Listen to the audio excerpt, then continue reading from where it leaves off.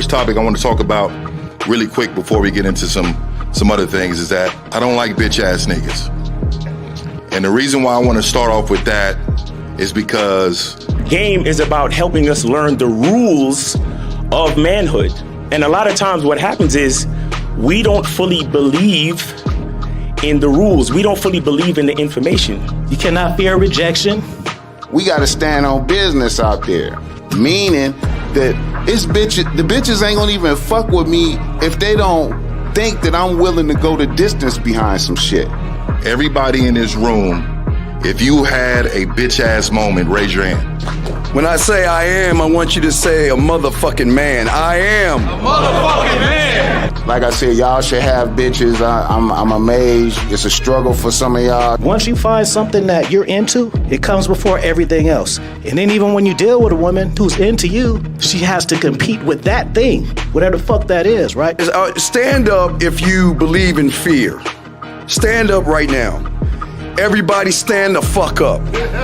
You know, I say bitch a lot and nigga a lot, but, you know, it's with good intention and a lot of love in it and whatnot. If I'm feeling insecure, is this really me, or did somebody teach me how to feel this way? I am a motherfucking man. You know,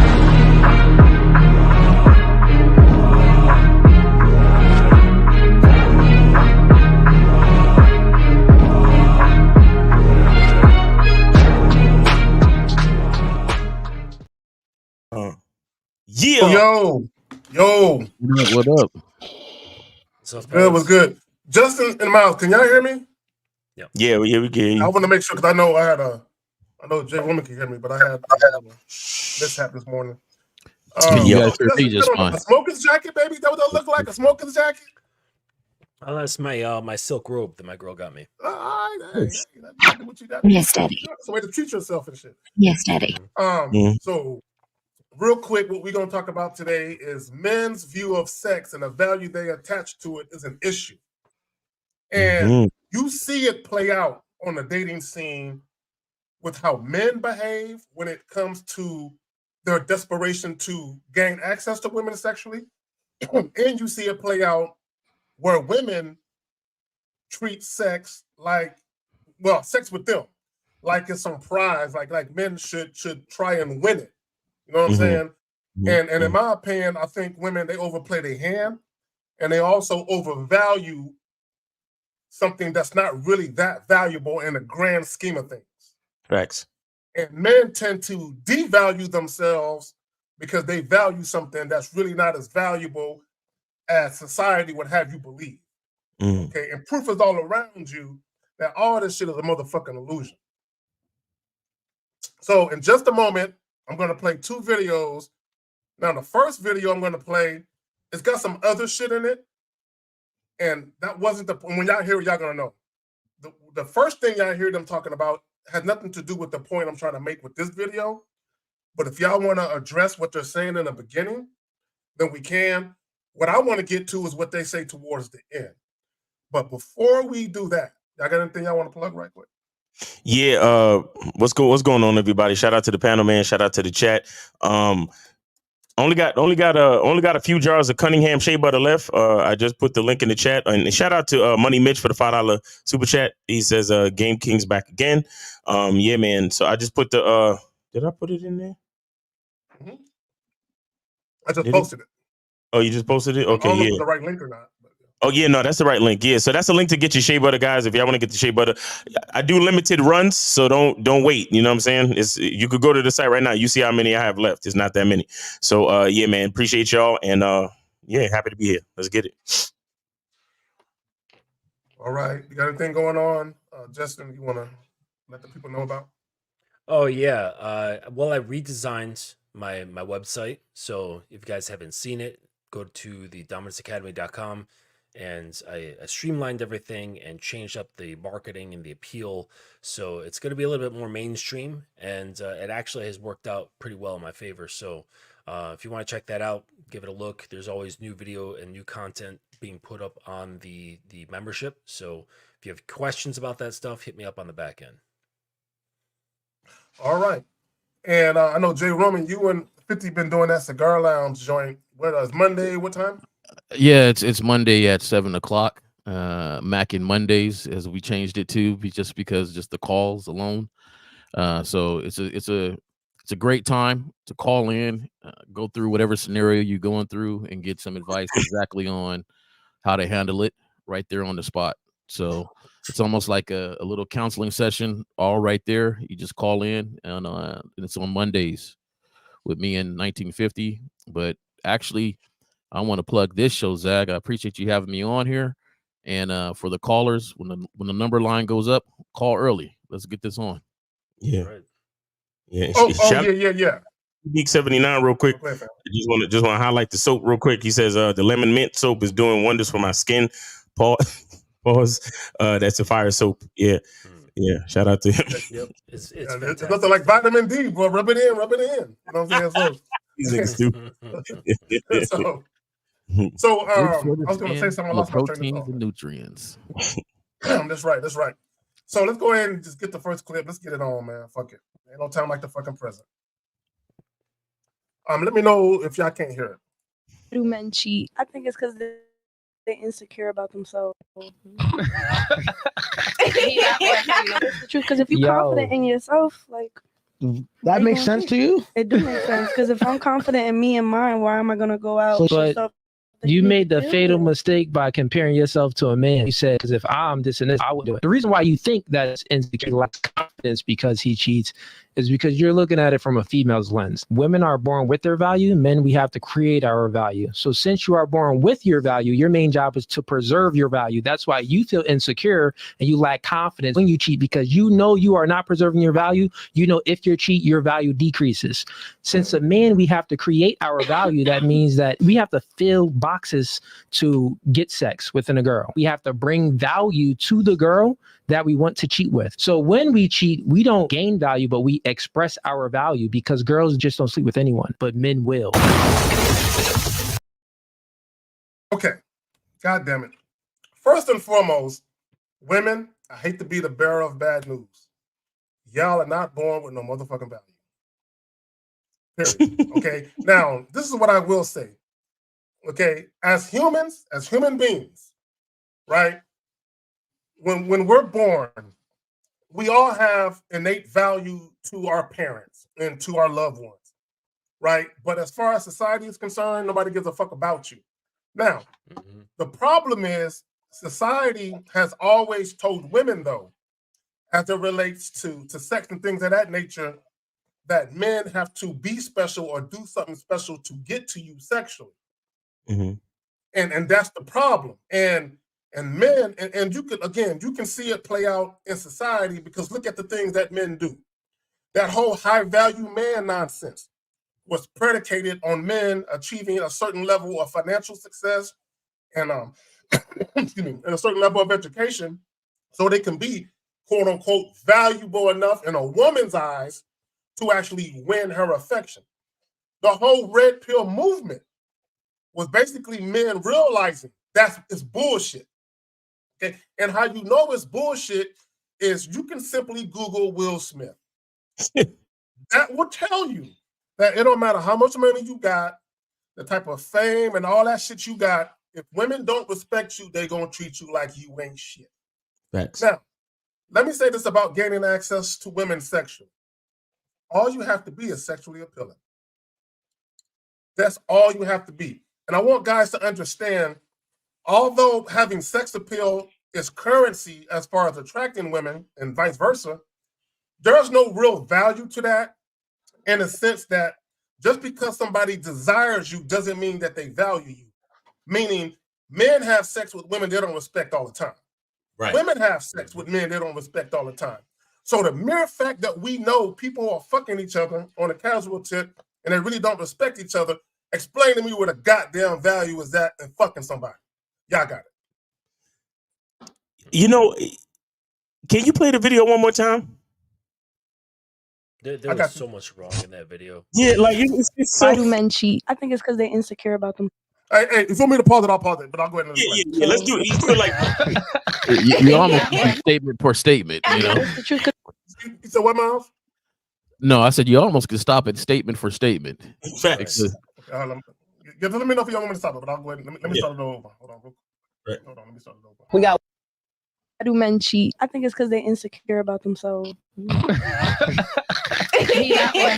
let me just say that right now. That's some bullshit.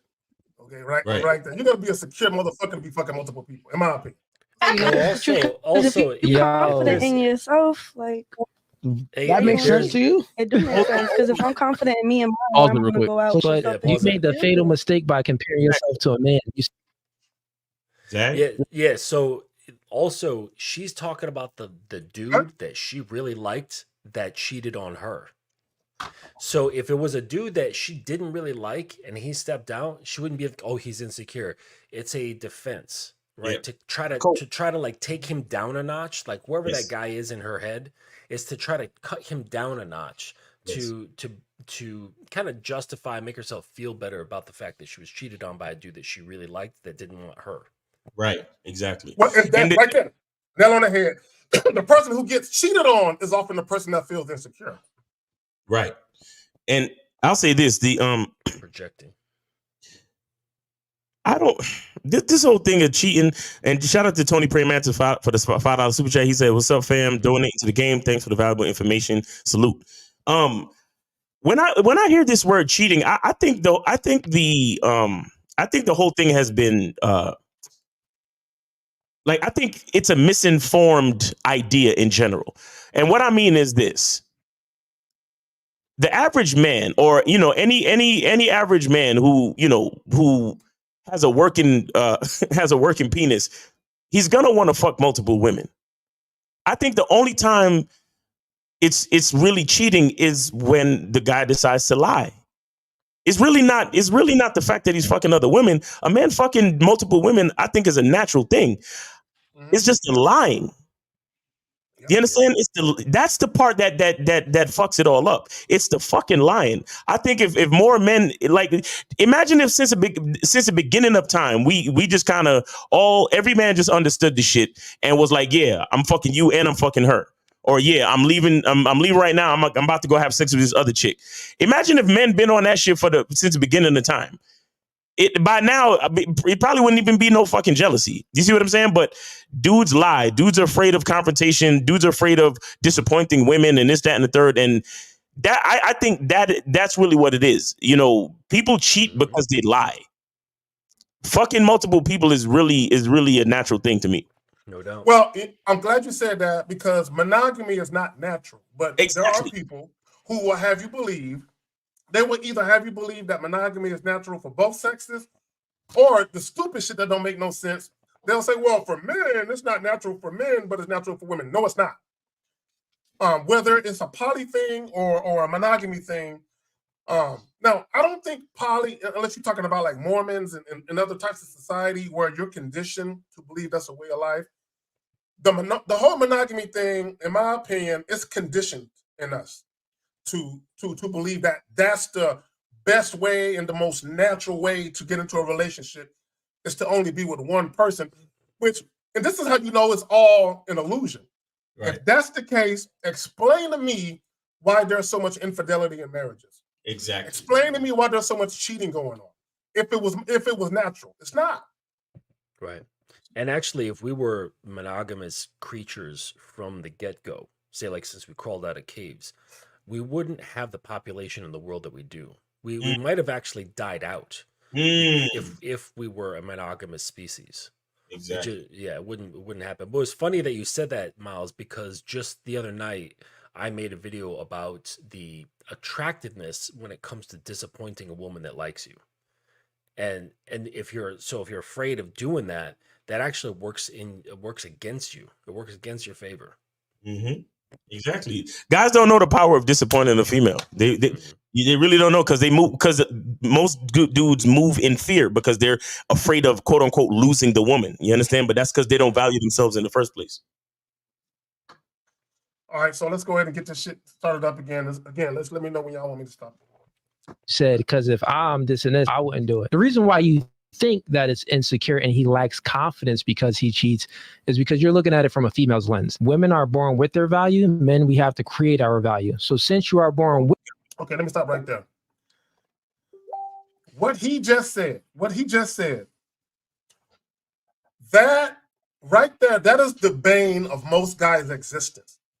This is why you got guys with channels crying and bitching about women wanting men who make six figures, women who prefer to date men who are 6 foot plus, women saying they want a man who's in shape.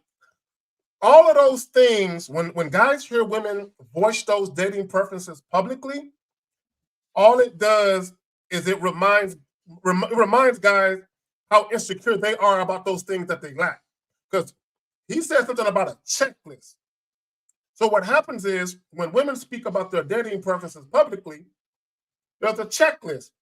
Once a woman says something about on her checklist that a guy doesn't have, all the insecure guys come out in droves bitching about women feeling entitled to things. Now, it's not to say there's no validity to that entitlement. And let me just say that about entitlement. The biggest reason why women feel entitled to shit is because of the value men put on being able to fuck them. Women, and that's just, it's a reality. Women know, and I've heard women say this, women, you're the prize. If anything, it's because you have that for JJ.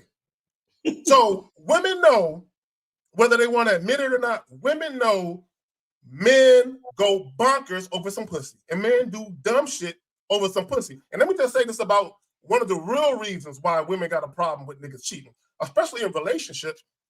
One of the biggest reasons they got a problem with it is because they know you lame dudes couldn't get no pussy without spending money. So what they're really mad at is you're sharing your resources with another bitch.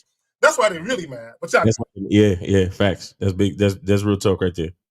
And also, if she really, really likes you, that makes a huge difference as well. Mhm. Because when a woman is, I was talking about this in my last video, where if a woman's really, really into you, she wants to consume you on all levels. Like she wants to consume your time. She wants to consume your dick, your energy, your resources, your attention. She wants to consume all of that, right? Because women are the void, men are form, right? So if she really digs on you, she's going to want to take up all that. And so by you diverting some of that away from her to some other woman, then that's like a slap in the face. It's like, but I'm so hungry for all that stuff. I want to eat, and then you're feeding someone else, and so some resentment and jealousy will happen in that regard. But again, if she doesn't like you like that, it's not going to make that much of a difference.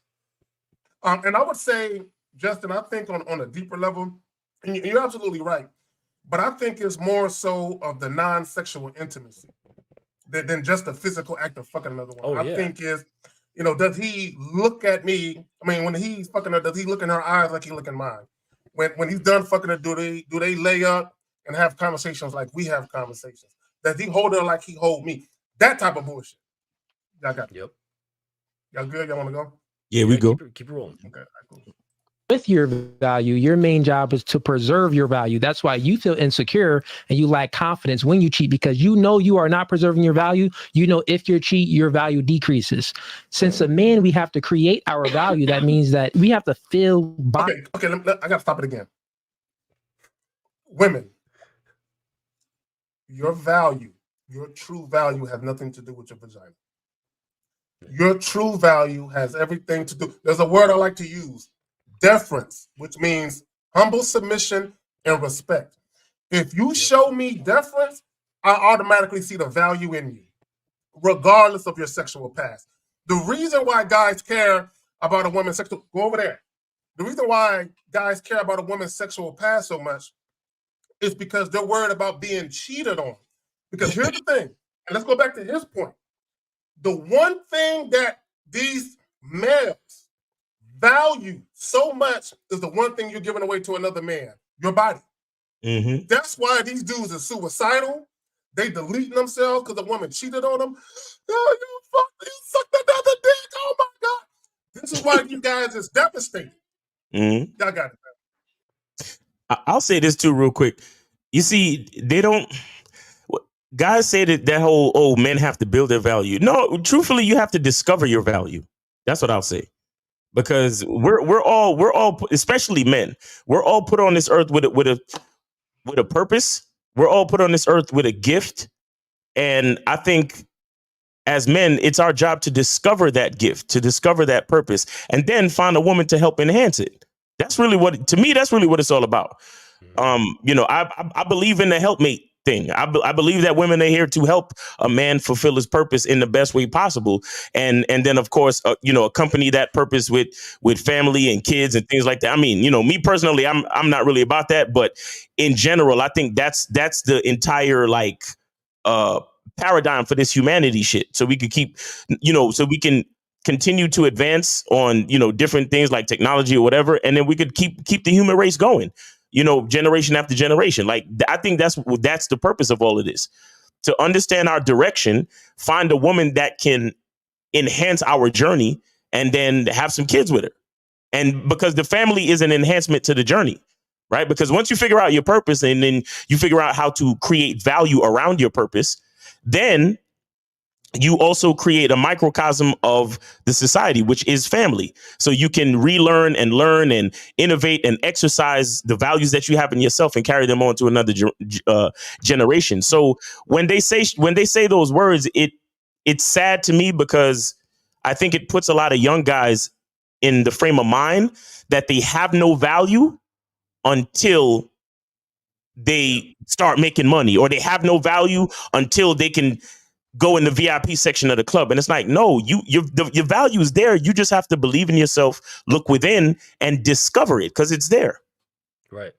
Yeah. Yeah. That's a really damaging mindset. Like having that seed of negativity. It's exactly. Like you're born as a nothing. It's like, no, man. Exactly. And then on the other side, women just have all this fucking value because they have a vagina. Like, come on, man. Come on. And then, for a fact, and I'm sorry, I'll finish it with this. Yeah, go ahead.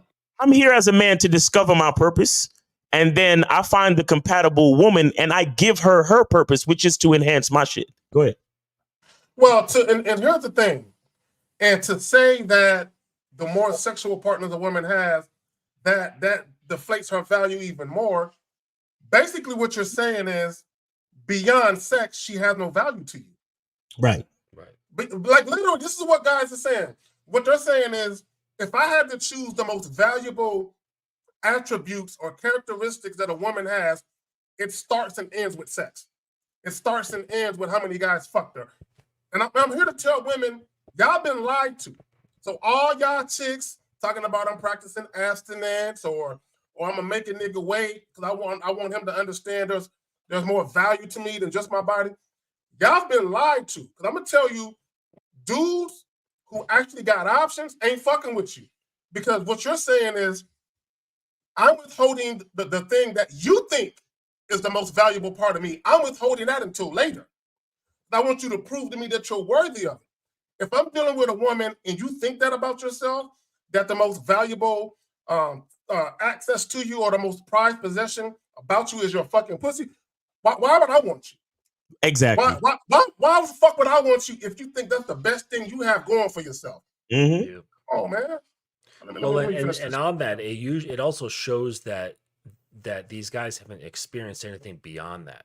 Mm-hmm. So what you just pointed out, K-Zagian, is that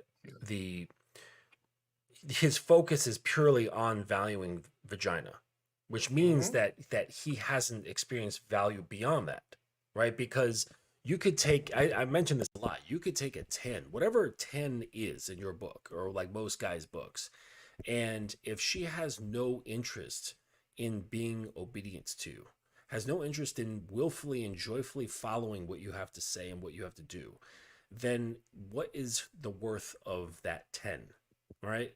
Versus, say, a 5 or a 6 or a 7 who has that enthusiastic willingness to follow, right? I would take the 5, 6, or 7 because it's like at that point, it's like her attractiveness has no real intrinsic value. It's fine to look at, of course. And yeah, certainly it might have some sort of effect genetically if you're planning on having children. But beyond that, it really doesn't serve much of a purpose, right? Yes.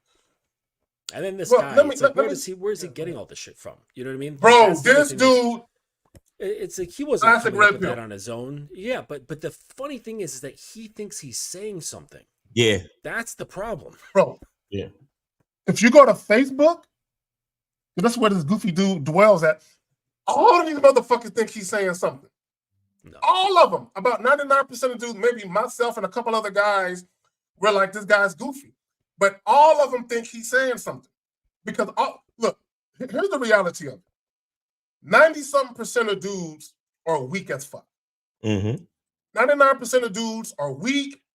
They don't know how to lead women. These dudes bow down to pussy and beauty. Period. All these dudes who go out of their way to earn a certain amount of money just so they can attract women who look a certain way. And women know this, okay? Even if it's unconscious or subconscious, women know the more material possessions a man attains or the more wealth he tries to acquire to get a woman, they already know they can run him because of why he wants to attain those things. He don't want to attain those things for himself, and then women fucking with him is a byproduct of that. He's mainly motivated to get to those things, believing to get a beautiful woman or a woman who looks a certain way, I got to do these things. This is why guys think, this is why when I say guys have a remedial understanding of sexual attraction, they're not thinking about the behaviors of a man. They're thinking about, let me acquire shit and let me show this woman what I got. And by virtue of that, she'll fuck with me because I'm one of the quote unquote top guys. And they got it all fucked up. Jay Roman, you been quiet. You want to say something, fam? Yeah, I just been writing stuff down, and I don't like the message. I don't like the message of devaluing men, right? So I've heard this rhetoric of a 1% dude, and he has to work, and there's only 1% of men that reach this status, and that's the status that deserves this type of woman. And now, if it's 1%, that means 99% of the other men are devalued, right? And that's the message that you're giving, that if you're not into this 1%, you don't deserve this type of woman. And it seems to me part of that message is that if I get to this 1%, then guess what? I can treat you, this woman, any way I want to because I'm in this 1%. Right. So at the same time, you're devaluing them. You see no value in them except the vagina. So there you go again, pushing that notion that they're the prize. You know, just by the essence of that. When I get to this 1%, I get to have you any way I want to. So I am devaluing you and only putting you in one box now. So to me, it seems this is so elementary that people forget to just go through and look at real life experience. I don't care what level I was at. You know, there's always been beautiful women around me. And there's been beautiful women around everybody. She's been working at McDonald's. She's been a secretary at a place, a nurse. Every level that as they try to put people that, there's always been beautiful women. Now, what makes the difference between either one of those? And we all know, do they listen? Do they fall into the category that we want them to do? Do they do the stuff that we ask them to do? How much are they really into me? And when you go back to cheating, to me, it's a lack of discipline. I don't care if you are in a monogamous or poly relationship. To me, this is a man issue that if you're not disciplined to go along with what you said you were going to do, then that's where your issue is at. And even in poly relationships, they have rules, right? Or you guys have things set up, right? You know, even in all different types of relationship, there are some guidelines that say, hey, don't do this, don't do that. Hey, if you're going to go out and sleep with somebody, make sure you wear a condom. If you're going to sleep with somebody, make sure you don't stay the night. If you're going to do this, make sure that I'm part of that, whatever we pick them. I used to be in a relationship where, our thing was to go pick them together, So my thing is, if you go outside of that, that shows your lack of discipline. And to me, it just boils down to something very basic, lack of discipline in self. Okay, so let's talk about cheating real quick. Let's talk about that just real quick. So in my opinion, there's a couple of main reasons why guys cheat. Number one, cheating is a fear-based thing. That means you're scared. You're scared to tell the woman that you want to entertain other women for fear that she either won't want to be with you or that she'll leave you. So you're either deceiving her to get her to fuck with you, and or you're deceiving her to keep her fucking with you. And this is why you won't reveal to her your real desire to want to go deal with other women. Another reason why I think some guys are reluctant to be honest, because they are really afraid of their women being cool with it. And if their women are cool with it, that means the woman is going to be fucking. Right.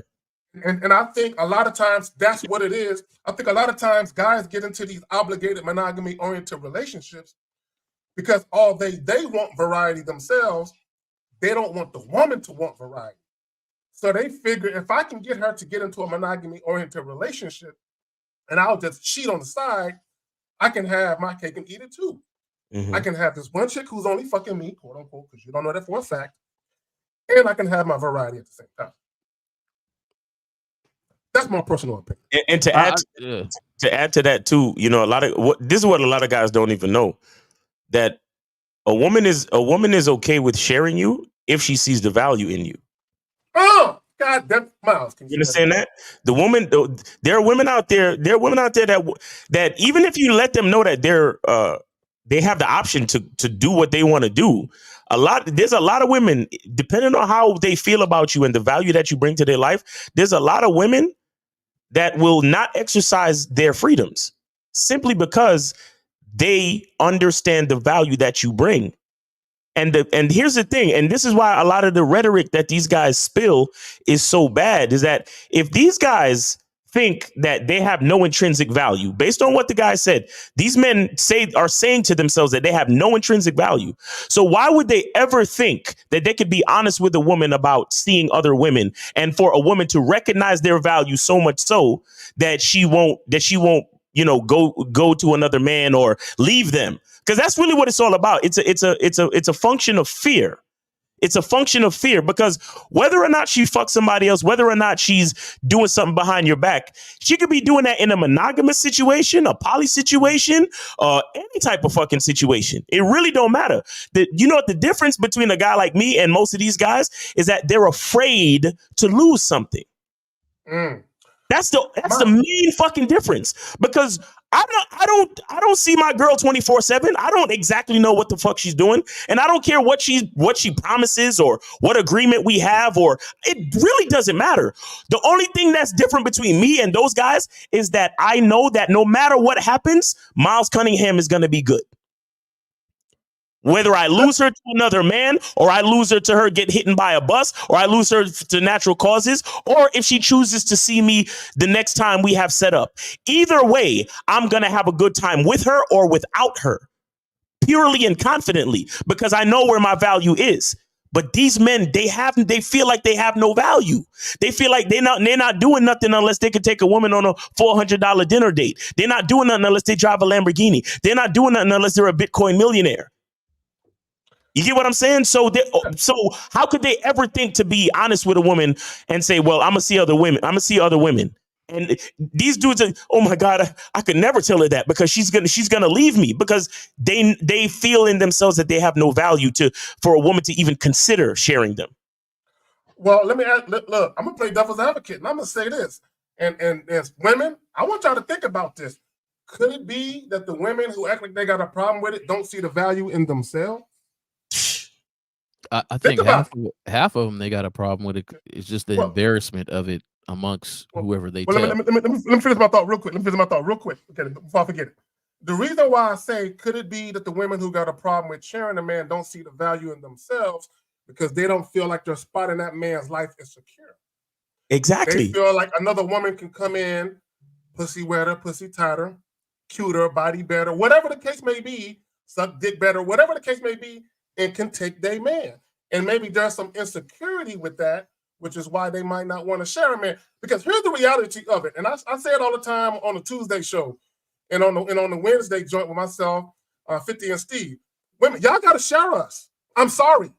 Number one, women outnumber men. That's number one. Number two, when you begin to look at the men that are available, most of these men, you women don't want them. So what are the chances that you women can have the guy that you really want, the pick of the litter? What's the law of averages that you can have that man on to yourself? For most women, it's not likely. My bad, Jay Roman, you got it. No, I think some women are just embarrassed by the fact they got cheated on. If anybody else found out, so they'll ride with it as long as nobody finds out. You know, it's a factor that they consider. Why, you know, I can't begin to boil down exactly why anybody cheats. You know, it's their own preference, and that's why I think, to me, it's a self-discipline, a self thing. Like if I cheat, I'm not cheating on that person. I'm cheating on myself and my beliefs. If I sat there and said, "Hey, this is what I believe. I agree to this. I do, just me and you," then to me, I made that statement. That's the contract that I verbally signed and made with you. Now, being a man of your word is in all things. Now, it's a constant battle, and you know, for discipline and to be balanced. And sometimes people do fall short of that. And to me, when I make mistakes, I get more upset at myself than anybody else who could get upset with me. You know, there's nobody that could get upset with me more than myself because of the goals and things I have. So if I fall short on any goal or task or anything like that, you know, there's nothing nobody else could say that would, you know, be harder than what I'm saying to myself and the things that I'm going to do and actions to correct it. Right. And so, you know, to me, whatever the reason is, you know, it's you're on a vacation. You know, things just fall in your lap. You was a punter, it just fell down. Boop. You know, or you know, you actively set up something. You know, either way, you're not living up to what you said, and to me, that should bother you more than her finding out. She finding out is not the determining factor on me feeling bad. Facts. Let's move forward with the video because we got to get to some calls too in a minute. Is to get sex within a girl. We have to bring value to the girl that we want to cheat with. So when we cheat, we don't gain value, but we express our value because you just don't sleep with anyone, but men will. Where does he go? Yo, and I'll say one more thing, bro. You see how he acts as if, like, bro, I can't. Dick is a gift. Like, I can't. Why do these dudes think that the act of sex is like this big reward? Like, do you know how many guys got a gift of pussy on Valentine's Day? You know how many guys out there is living that type of life where the woman fuck them with the same pussy they've been fucking them with, and somehow that's some type of gift or reward for Valentine's Day. Not to mention the fact that, again, I say this all the time. If my dick don't get hard, sex doesn't fucking happen. So how the fuck can I look at you as a woman and act like you're a prize to me for us to fuck? What are we like? Oh my God. The fucking logic. Bro, let me say this. Never in my life, going all the way back to when I was a teenager and I was first having sex, I never believed that I was blessed or lucky or fortunate because the chick let me fuck her. Shit, I'm looking at her like, chick, do you know what I can do to you? Do you know the time you're about to have with me? If anybody should be blessed, it should be your ass. So I just want guys to understand that sex is a mutual exchange. Like they say, there is no robbery in the fair exchange, or with fair exchange, there is no robbery. Right? Thanks. Now, the reality of it is, men, you're gonna have sex with some women where the sex is whack. Women, y'all know all too well.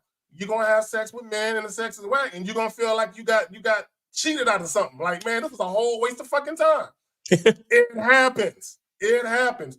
But the reality of it is, this whole thing with access to someone sexually should be some fucking ultimate prize to win. That's society. That's society. And what I think what it really is really, because I think men have always known there was always a certain crop of men that could get it, and there was another group of men that couldn't get it.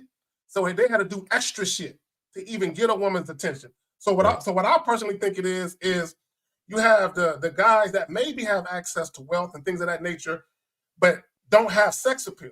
You have those guys that maybe try to shift shit around to make it appear, well, hey, a man got to be on this level to get women, whereas, yeah, you could be cute and you could be this, but you can't get women if you down here. And I think it plays itself out in our society right now, where you got guys that say that stupid ass shit. You pay either way. You pay either way. My thing is this, and I'm gonna say this, and I'm gonna be done with it. If I go play basketball, if I play a bunch of pickup games, whether I win or lose, if I'm going to go do something that I thoroughly enjoy, something that I'm passionate about, how am I paying with my time? I'm doing something that I want to do with my time. No one is making me do it. So same thing with women. So if I'm dealing with women and I got a woman coming over to the joint or I'm taking her out to drink, I'm doing exactly what I want to do with my time. I think for a lot of guys, they spend an exorbitant amount of time trying to convince a woman to fuck. And it takes them weeks, if not months. Right. Or it might take them multiple dates. And for them, that's their MO. That's their method of operation where they got to do that. So for them, each time they do that and they don't have sex, they look at that as a monumental waste of time. Well, we ain't you and you ain't us. Y'all got it. Shout out to Corey 2S for the 99-cent super sticker, and shout out to Joe Blast for the $5 super chat. He says respect. Did you say you have a second video? You said yeah. I think we could get to that. And the phone lines are open, guys. 919-647-9392. But if you want to get to the next video, because we 40 minutes in, so I think you made a good point though, Zag. I guess it's kind of hard to really understand the view because I ain't been sexless since starting having sex, and I never been a person just to believe a stat that was said. You know, I believe my own stats. When I look around and I'm like, you know, I'm doing a lot of work in this bedroom. I'm being a bedroom bully in here. Facts. If I'm doing this much work, how am I the one that should feel like, you know, I should be hunting you down? This bedroom bully here. Right. All right, we got Monogamous Play on the line. Monogamous, what's going on? Yeah, that's what I'm saying. Yes, sir. What's up, Miles? What's up, K-Zag and Mr. Justin and J. Rome? How y'all doing? Chilling, man. Chilling. Appreciate you. What's going on? What up, fam? Yeah, man. Yeah, everything is good, man. Yes, sir. Yeah, guys. I just want to make a quick comment on this video, and it kind of ties into that other guy that y'all was showing in the yesterday's video, Miles. Yeah. That was saying the same thing. Hey, excuse me. Hey, sir. Hey. All right. So, the one thing I just want to say, Miles, and you actually said this yesterday. Mm-hmm. You said that the language exposes you, right? Mm-hmm. Mm-hmm. And you remember the guy just said that, a woman, she's born with all her value, but a guy, he got to create his value. And you said, no, not necessarily I have to create my value because the value is already within. I have to discover my value, right? You know what I'm saying? And the same with a woman too. She has to discover her value. But these guys, and I remember I used to think like this, right? Mm-hmm. But it was crazy because I was thinking like this at a younger age. So it made sense why I thought like this because I didn't have the experience yet. But these guys in their late 20s, early 30s and still thinking like this, too many guys think that women are perfect. Right. And they don't see on these podcasts that when you speaking that intelligent dumb shit, these women will sit back and let you just speak. So all that stuff that these guys are saying, these women are not going to say, oh, no, you wrong. Like, no, women, we actually think like this. No, they're going to let you say all that dumb shit because that doesn't expose what they really doing. You see what I'm saying? Right. But these guys, they're so ignorant and they just talking. They feel like they saying something. And I remember you just said that, Mr. Jackson. You was like, this guy really thinks he's saying something when he's really saying a lot of nothing. Mm-hmm. But a lot of these guys, they operate on the fact of they think that women are special or they think that women are perfect. And once you start to realize that women are just like any other human, then that's when you start to realize like, okay, cool. I don't have to do all this extra stuff to take this chick out on a date. I don't have to do this and I don't have to do that. Right. But then a lot of these guys that feel like they have to have money, these are the same guys that feel insecure, even with money when a taller guy comes. Oh, I'm not 6 foot yet. Or I got $100,000, but I don't have $200,000. And I used to always tell women this when I was younger. I'm like, you might find a guy that's taller than me or a guy that can do this and a guy that can do that, but you'll never find another me. You see what I'm saying? No guy can be a better version of me than what I can be of myself. Facts. So you want to go and you want to explore other experiences, do you. But if you want this experience, then you got to subscribe to this. But there's just too many guys that's out here that's operating on this. Women are perfect and I ain't shit. When it's the other way around is what you say, Miles. But what is y'all take on that? Well, this is what I would say. Nobody's perfect. I don't want to say that. Nobody's perfect. Well, this is what I would say. If you can win a woman over with superficial, shallow shit, that's a woman who's devoid of value anyway. Right? Period. So to me, why would you want a woman that can be easily swayed by those things? Right? So what a lot of guys have to understand, what makes a woman fall in love with a dude and she's head over heels and she's intoxicated by his presence and she's addicted to him, has nothing to do with him being 6 foot plus. You know what I'm saying? It has nothing to do with what kind of car he drives. I'm not saying that those things aren't things that attract women. What I'm saying is those things don't have staying power and the stamina and the endurance that a man's behavior, a man's integrity has. Right. Those things mean something. Now, if you're just talking about casual sex encounters and things of that nature, or just dating casually, then so be it. But if you're talking about women who really want to get into a meaningful relationship with substance to it, the last thing women are going to be thinking about is he got to be 6'2" precisely, right? That's not going to be as important as how that man treats them and how they ultimately feel in that man's presence. And how a man makes a woman feel in his physical presence has nothing to do with his motherfucking height or that fucking car he got in the garage that she can't even see, but she's sitting on the couch with that motherfucker. Right. Right. But hey, monogamous, you good? Yes, yes, sir. The last thing I just want to say, guys, and I'm glad that you said that, Zach. Yeah, the last thing I want to say is, and it's just touching on that video from yesterday, Miles, that you were saying, right? Yeah. I just don't understand why guys think that there's so much pressure on them. Because that guy last night, he kept saying, "Oh, there's pressure to buy you this, and there's pressure to do this, and there's pressure to do that."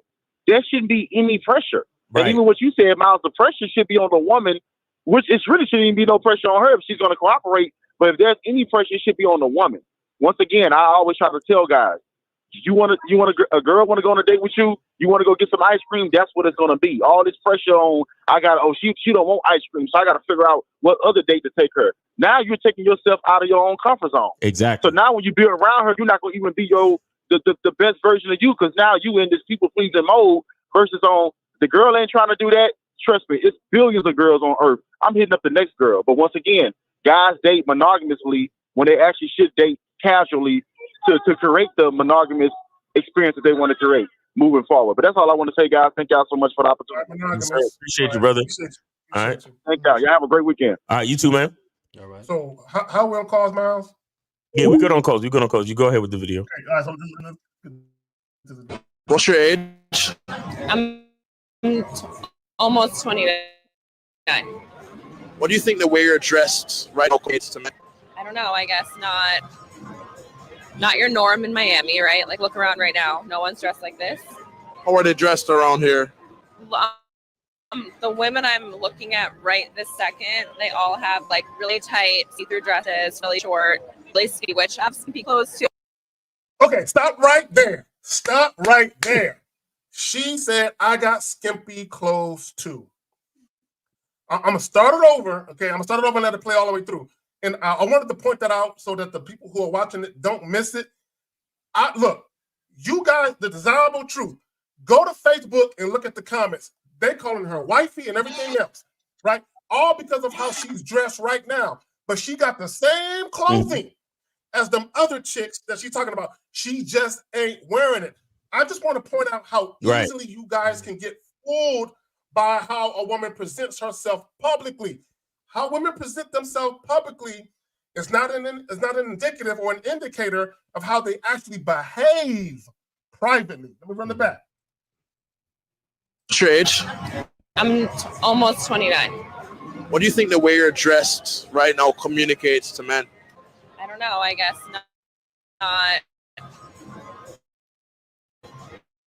not your norm to me, right? Look around. No one's dressed around here. The women I'm looking at right this second, they all have like really tight see-through dresses, really short, really skimpy, which I have skimpy clothes too, by the way. I'm not knocking it, but I don't know. I feel like this is a little more conservative. Well, how do you feel men look at you when you dress conservative as opposed to skimpy, provocative? I personally feel, and this is not a fact, but I personally feel that when men see me and I dress like this versus like a sexier outfit, they approach me differently. Kinds of men approach me more to my liking. And I think it's natural for a man to look at a woman that dresses like more conservative, to view her in a more modest way. Hey, dude, one of y'all got that soundbite? Gotcha, bitch. One of y'all got that? No. Well, there could also be a factor of competition, though. I just want to point out she said something. Yeah. No, go ahead, Zag. It's a lag. Go ahead. It's a lag. Go ahead, Zag. It's a lag, but go ahead. Okay. All right. Cool. So, okay, what I want to point out real quick is she just told you the way I'm dressed right now, it gets a different type of attention from the skimpy shit I would wear, and I get approached by men who treat me differently and by a different type of man. So she knows when I'm in the mood for maybe to be taken seriously or to actually be dated, I'm stepping out like this. When I want to be naughty for the night, I'm going to throw on my other shit, right? I just want guys to understand. And see, this is how astutely aware women are of how they present themselves publicly. This is how women can go out in public. They can introduce you to what they think you want to see. Now, peep game. Imagine if one of you guys got with her, right? And I'm not saying anything is wrong with her, but imagine if you got with this chick under the false pretense that how she dresses is how she dresses all the time, right? And that she's a certain way, maybe she has certain virtue and all this other bullshit because she's dressed that way. But imagine on the nights you don't see her, she throwing on her skimpy outfit, right? And she going out. A lot of you guys will lose your damn mind because you sat there and you prejudged her based on what because she's wearing a mask. She just admitted that she wears a mask in public because she dresses a particular way to get a certain response that's more favorable to an outcome that she thinks is more conducive to not being treated like a slut, in my opinion. Y'all got it. Yeah, I was going to say that there is also a possibility that she does not have skimpy clothes at home, and she was just mentioning that because we all know that women are very competitive with one another. So by saying that, it's like, well, I could be like those girls, but I'm not going to kind of like set herself apart, because girls love saying in certain situations, I'm not like those other girls. They like to set themselves apart in whatever way they can. And the thing is that it was not so trendy a while ago to dress this way, to dress skimpy. And I remember back in the day, like when Madonna came out and she started wearing underwear on the outside of her clothing, and people lost their freaking minds because things were more conservative back then. Then it slowly shifted over to the point where now basically everyone is wearing their underwear on the outside of their clothing, and it's normal. It doesn't stand out. So now you take somebody who dresses more conservatively, and now they gain attention, and it just starts shifting back and forth like this, probably through the end of time. Right. Okay, this is what I would say real quick, and it goes to the title. Men's view of sex and the value they attach to it is an issue. She knows that men view modest dressing women a certain way, and they view women who dress provocative a certain way. She knows this. So the point I'm trying to make is guys like to create this distinction between the virtuous good girl and the whorish bad girl, right?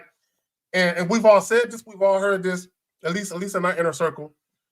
Women are comprised of the same chick. Sometimes they have an angel on their shoulder. Sometimes they have a little devil on their shoulder. She got an angel on her telling her, hey, you're single, you're looking for a man, you want to catch a man, wear this outfit. He's going to treat you differently. He's going to talk to you differently. And I've heard guys say this.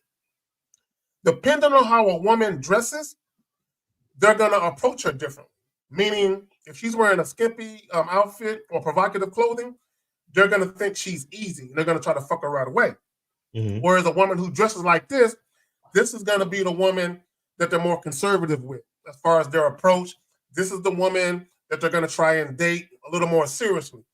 And the problem with that is you're treating women differently based on something as shallow as how they appear with clothing on. Oh, they wear this type of clothing? Treat them this way.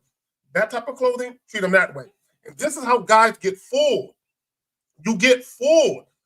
Treat all women the same. Let them reveal to you over time their true character. How a woman dresses is not indicative of her true character. It's not. Let me just say this and I'll pass it back to y'all.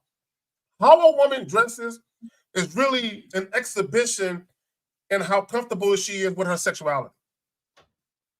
To me, that's all that it is. Facts. I got it, man. Yep. Now let's roll it. Roll it, yeah. All right. Oh, that's it. That was it. Oh, that was run it? it back? Yeah, that was it. It was choppy when you played it that's- the first yeah. time for me. So it's I'll kind of run it back, I'll hard run it back. hearing exactly what she was saying. So if it's less Okay, choppy, and yeah. I'll run it back and see what happens. What's your age? I'm almost 29. What do you think the way you're dressed right now communicates to men?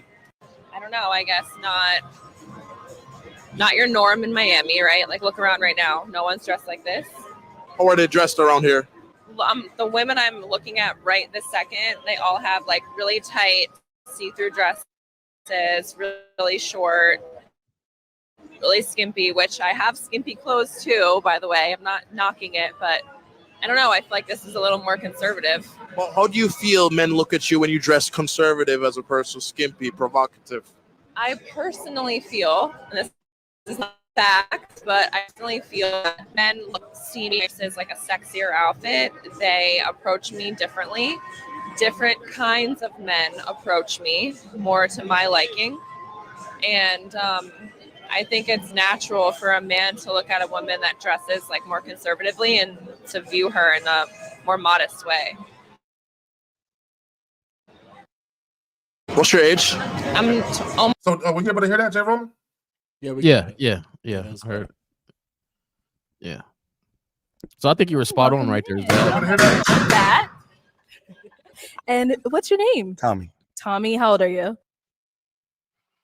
I think you were spot on there, Zag. When she restated her age of 29, it seems like she got a program, right? That she is at a certain age, at a certain time where she wants people to view her in a little different light. And when she says, I got the skimpy clothes and now I'm changing it up, because they're going to view me in a different way. To me, I feel like, yeah, she's 29 years old. She's about to turn 30. She done had her fun, and she's ready to try to, do things more conservatively to get a certain type of man. And, she's very aware of herself. So, yeah, in respect to that, doing it at that age instead of at 38. Right, or, right. So, or 39 is doing it at 29. And I think that's the. Y'all got something y'all want to add to that, gentlemen?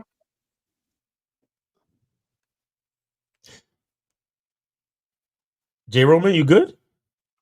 Yeah. I thought he was going to play another video or something when he said it. Delay. Yeah, there's definitely a delay. I think it might have.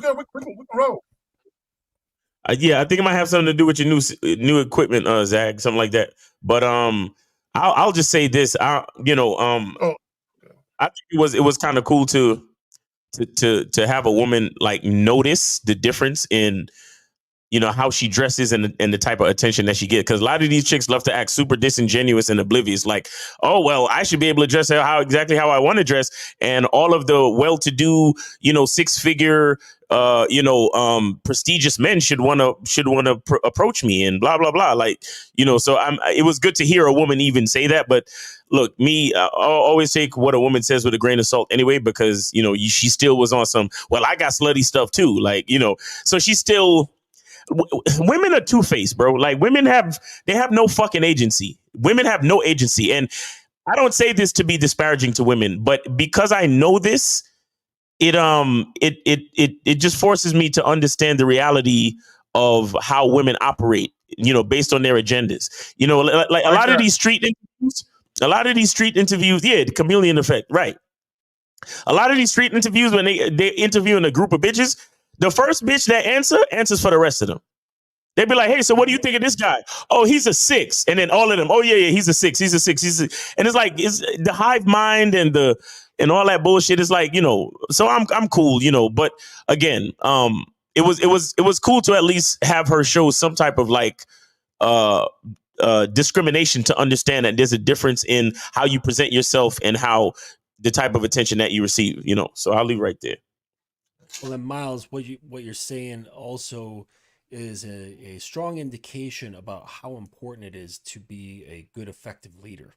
because they are so amorphous and can take different shapes. That Exactly. should be telling you guys that is a shining bright beacon that you need to step forward and lead and guide and have structure and be very informative about everything. That's real. I think when we say they need to lead, right? And they actively need to be aware of that, because when you get into a relationship, you are leading automatically because she's going to take her keys off of you. Now, it all depends on those keys being that this is going to be a longevity thing or something short, but she is looking for you and taking keys off of you. So the unfortunate thing is a lot of guys don't realize you are leading. Now, are you actively being a leader and understand your role in leading?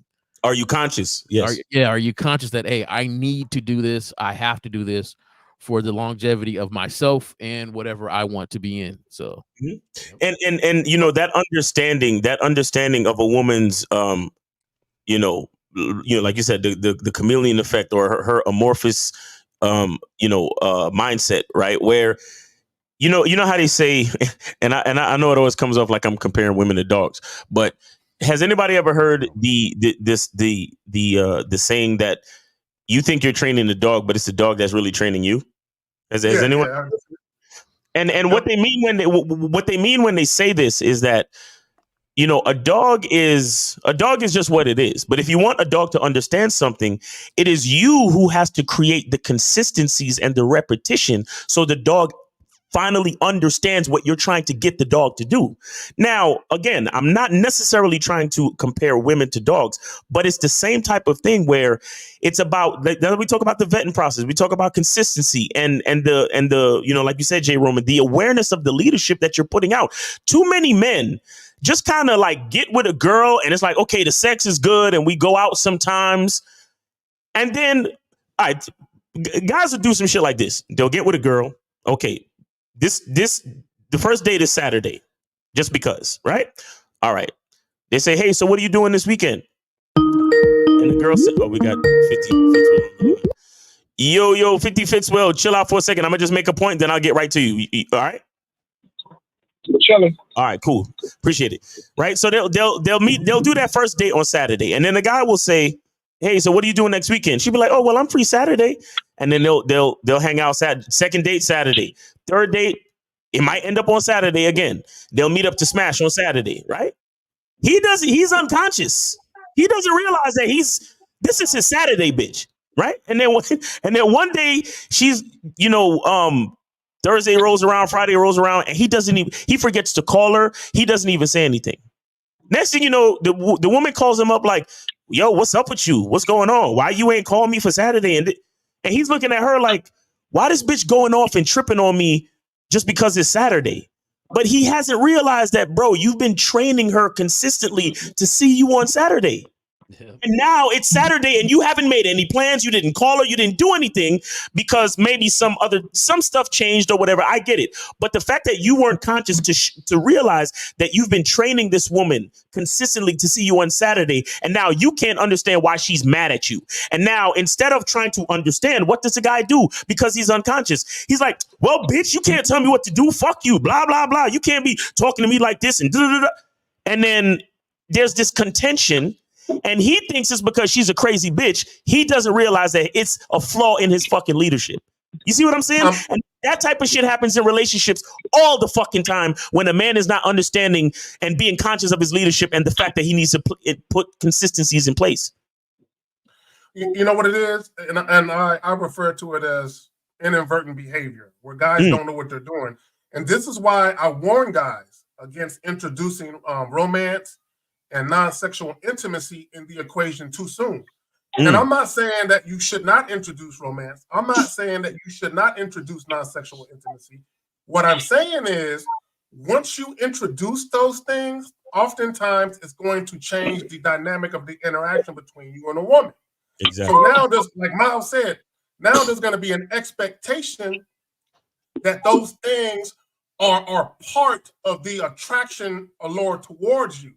Right. Because especially when you introduce them early on, those guys got to understand, a woman, just like a woman can lose attraction for you, she can become more attracted to you as time goes on. So if you're introducing all of these different things into the equation, a woman can fall deeper in love with you. A woman can have a deeper bond with you over time. And all these things happen because of the things that you're doing. So what happens is a lot of guys, and what happens, this is what happens, guys. Listen to what I'm saying, because we talked about this a lot of times.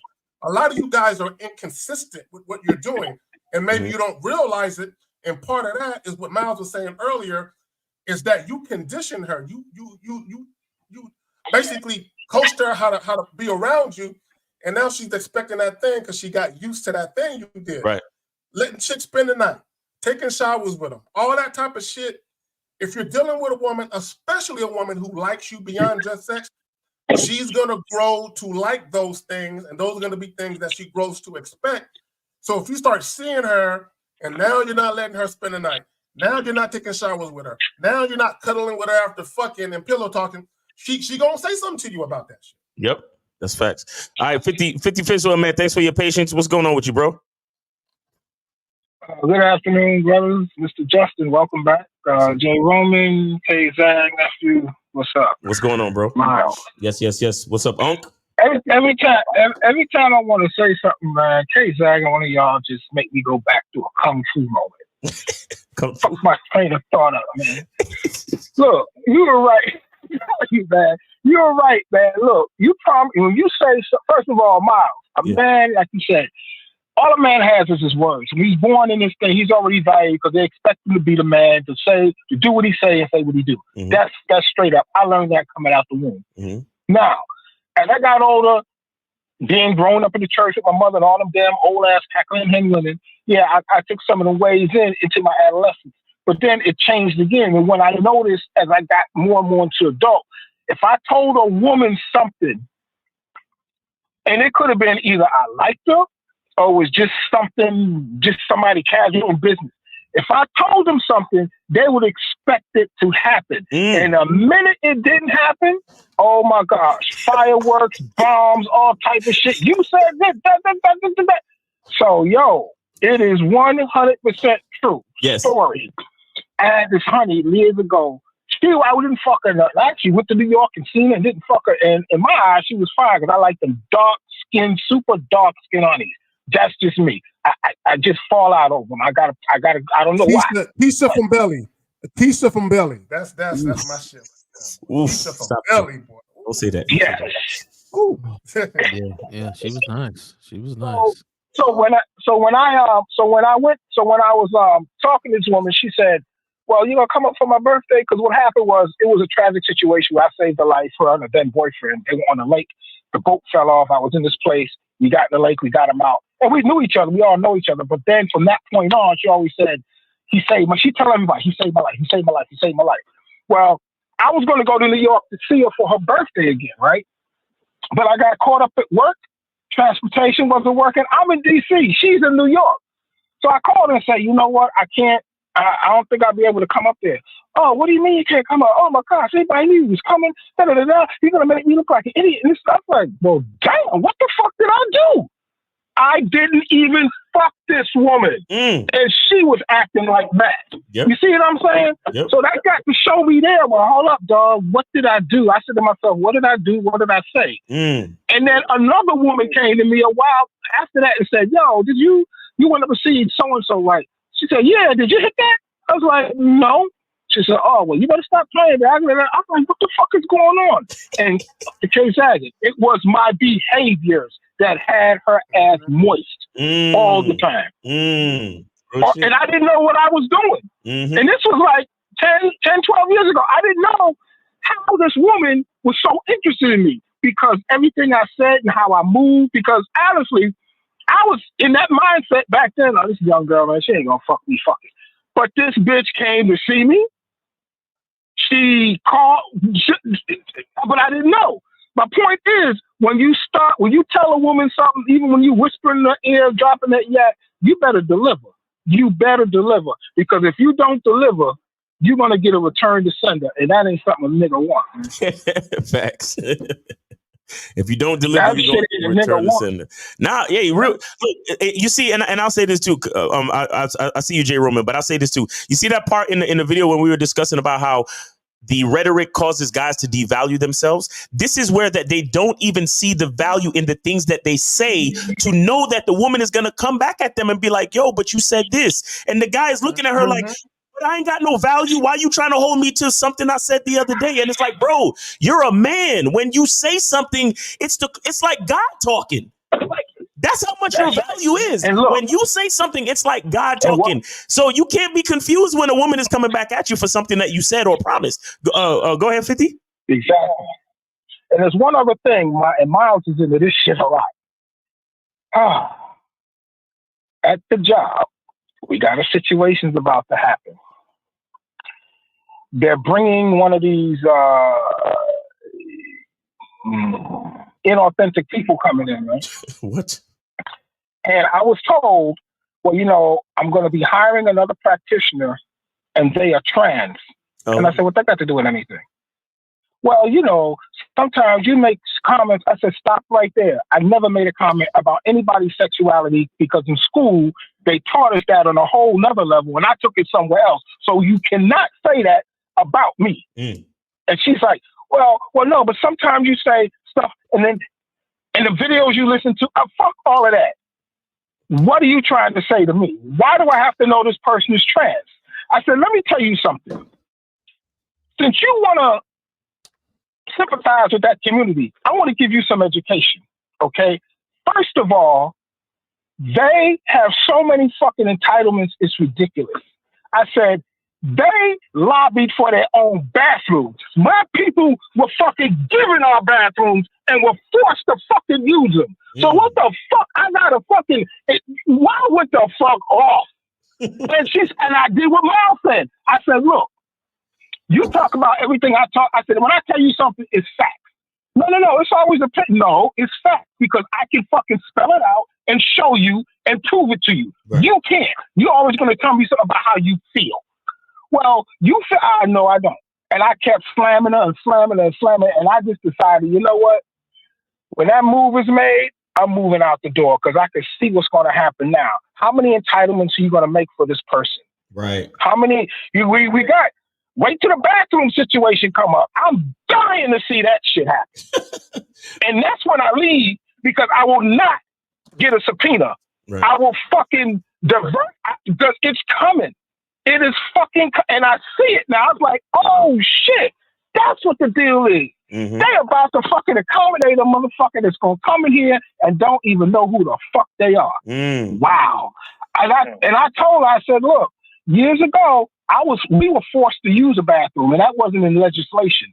Their shit is in legislation. Yep. Black people, our bathrooms and water fountains were not in legislation. The white people say, yeah, that's what you're gonna do. But yet these motherfuckers come around and just because they feel a certain way, okay, so I'll come in sometime and say, you know what, I feel Latino today. Oh, you can't say that. I say, why the fuck not? All right, Tiff, let me ask you a question, man. You better leave, so when you yeah, go ahead. Go ahead, Miles. You got it. J. Roman, did you have some, J. Roman? No, he was just talking about his car situation and how he couldn't make it. It just made me automatically think of how many guys have put themselves in a position, dangerous situations, spent more money than they intended just to try to get it. And, just going along with the show with, men's view of sex and the value that they have on it. Like, I was watching some show and this guy was talking about how the things he did to just try to hit this girl, but he put himself in a way dangerous situation. He drove into a neighborhood he knew he shouldn't be driving in. He barely made it back to his car just for this. And it was funny the way he was telling the story, but he made it back to his car. He only had one shoe. He didn't even have a shirt. And, but something in his head when he was driving away was like, man, I knew I shouldn't have done this, but I did it anyway. And I think that that's a quick reference to any guys that you kind of know the situation. And if you're leaving that situation, telling yourself, man, I should have done, then you just overvalued it and you went along with it because you put so much value in sex. Facts. Yep. Exactly. Exactly. And so I just tell these brothers, stop, stop putting your ass in trouble for pussy. Like, you had said something recently, Jay Roman, about how, men will just do it just because it's there. Like, all right, well, fuck it, I'll fuck it just because it's there. I've never been like that. If it didn't appeal to me, I wasn't trying to get it. I've seen guys go into people's houses and it'd be an older lady there. And like, she might look pretty good. But some niggas would try to get at it. And I'm like, why? Well, she fat, man. She just, I said, man, y'all niggas are crazy. There's no way that I would just denounce who I am for a woman. Mm-hmm. There is no fucking way, man. Pussy is not like like Kay Zagan said, a woman is just there to facilitate. I could do the rest. Right. I could do the rest. A heartbeat in a hole is just, it looks nice. Yeah, okay. But I can do that. I can close my eyes. I can put the VR on. I can do the same shit. She just there to facilitate. All right, guys. Have a great weekend there, man. Hey, man. Thanks a lot, Unc. Thanks for calling in. We appreciate you, bro. You be safe, all right? All right, peace, man. Yeah, we good on calls. Yeah, he referred to what? No, I was saying that call he was referring to was on Mackie Monday, where this guy was really just, he was up on it. He was upset. He's getting older, and he couldn't really get the girls to respond to what he's been doing lately. And he always referring back to when he was younger. He used to smack them down, and I just asked him, you smack anything? Like, do you still give out charity dick, right? And he was like, well, yeah, I'll do it now. And I was just like, ain't no way I'm doing it now. Ain't no way I would ever do that. We all have our experiences and we learn from it. And some cats continue to beat their head up against the wall and never learn from their experience. Put them on hold now so I can read this. All right, 856. Chill out just for a second. We'll get to you in just a second. Go ahead. Okay. Dave G with the 5 says guys putting themselves in compromising positions for sex is an example of allowing their ego to get the best of them. Indeed. Yeah, I can see that. Definitely. You ready to take the call? Oh yeah, let's go. Yeah, all right. 856. You're on live with the Manhood is a Skill Set Show. We got Jay Roman, Mr. Justin, Miles, and K-Zag. How can we help you? Name, age, city. How can we help you? Yo, this from Matt. This is Matt from Jersey. I'm 24. All right. I had to ask a question about the leg count, the body count. Okay. Is it valuing yourself if you let a woman with mad bodies be a main woman? How do you know how many bodies she has, sir? How experienced she is? How do you know? You guess. You guess. Yeah. So you automatically guessed high? So what are the things that she would do, or how would she behave, or what characteristics does she possess that would have you guess that she has a lot of body, sir? She's real good in bed. And what if she was just with me and I taught her real well? So caller, let me ask you a question. Okay, caller, let me ask you a question. And I really want you to think about this. This is true of most women. You missed that, Justin. Yeah, he did. He did. What happened? I said, well, what if she was just with me and I taught her well? You lagging. Hold on one second. Hold on. Let me quarterback this thing. Hold on, K-Zag, because you lagging. Hold on. Let's do caller. Mr. Justin asked you a question. Mr. Justin, please repeat your question. You were talking about her being really good, and I said, well, what if she was just with me before you and I taught her really well? If she was just with one guy, that's kind of disgusting still, though. But caller, no. You're missing the point. He's letting you. Mr. Justin has a certain particular set of skills. What he's letting you know is that she could have just been one with him, meaning that her body count is 1. But Mr. Justin has taught her so well that she's very good in bed and she's very comfortable.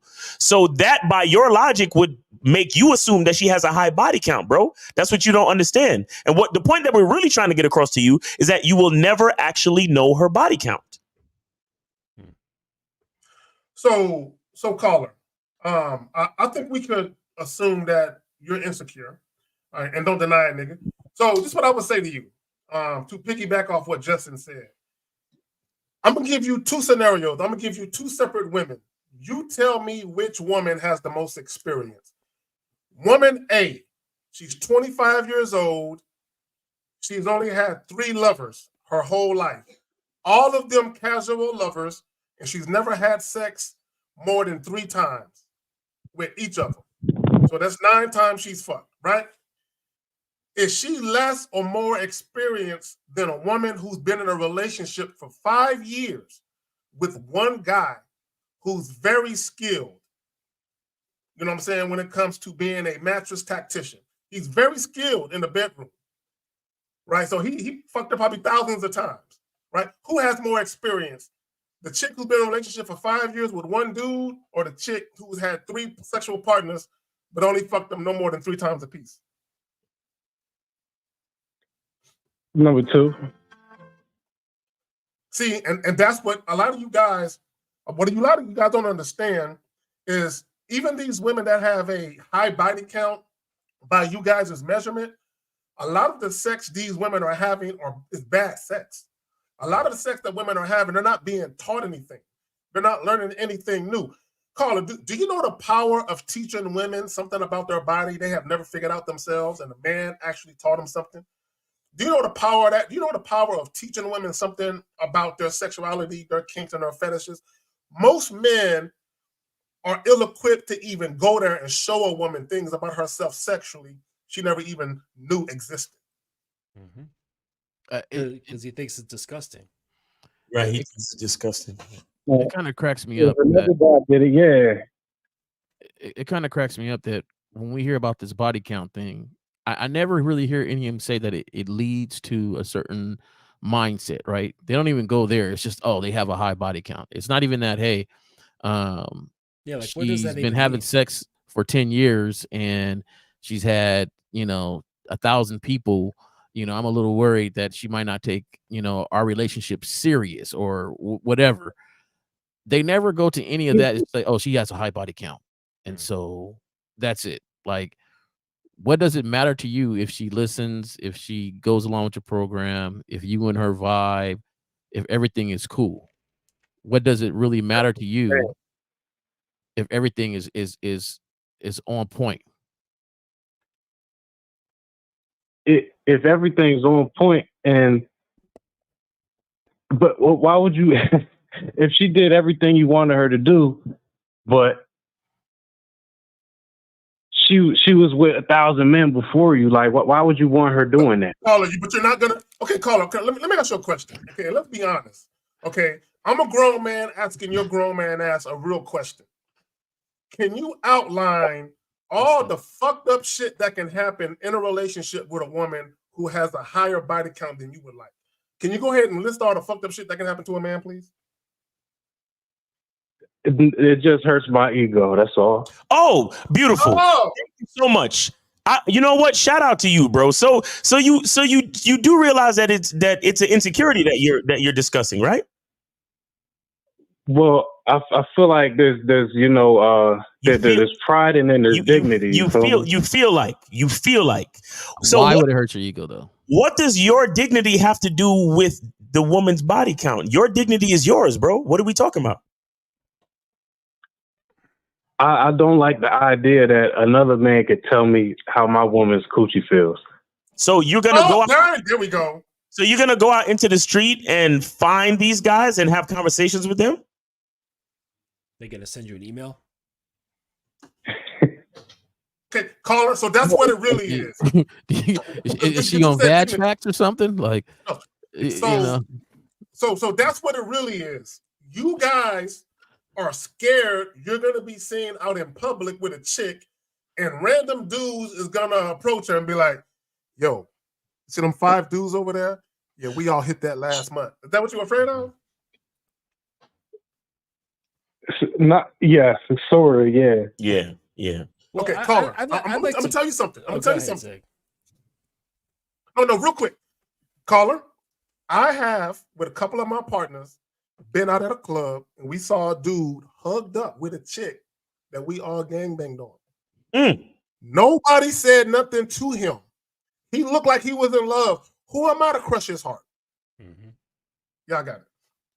Well, I gotta bounce out of here at the top of the hour, but I just had a couple of questions for the caller. So let's just say you're right. Okay, you meet this woman, you like her, but then you find out through some sort of magical factual means that she's been with 75 guys.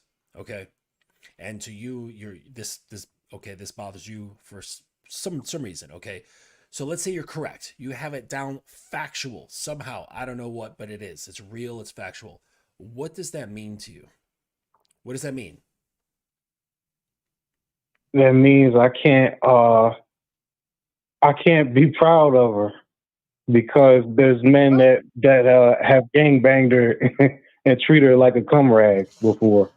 Oh, so all right. So you see how you're making a judgment call on this. Okay. So first of all, you have an attitude of looking at this as one having sex equals degradation. Just by having more of it is degrading. All right. So you're creating that narrative in your mind. Then on top of it, you added she's being treated like a cum rag. So now she's being objectified and dehumanized in your mind. All right. And treated not only being objectified and dehumanized, but even worse, as something that's disposable, like a rag that's just been used for cum. Okay. And then what was the other thing that you had said?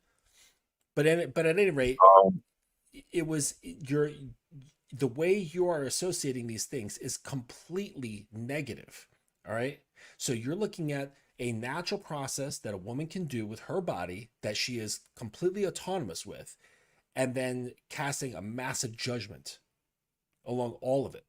Now that's something that needs to be discussed with yourself, because I don't have the time to pick apart your brain, but you have certain preconceived judgments around sex, and it's not good. Like good as in healthy. You don't have a healthy relationship with sex, and you see it as something as defiling. Okay, because what if you were one of those guys who created that number? Okay, in some other woman. All right. So if having sex contaminates, that means your presence with her sexually is a contaminant, which means you are poisonous. So why are you seeing yourself, a natural act that you can do, as a poison to this woman's life? Right. You see how you have it all wrapped up in a completely negative view, and it's really going to prevent a lot of your growth. Well, I agree with that, but I mean, I would say it's negative because it's casual. Like you said, it's disposable. It is not inside a relationship where that man cared about her. She was getting used as a cum rag in the gangbang. You're making more assumptions. You're making more assumptions that if there is no relationship, then that there's no meaning, and that if there is a relationship, that automatically means there's meaning. You're coming into this with these really fixed notions of judgment around something that you don't even have factual data around. You're making assumptions about guesses because you really don't know a woman's number.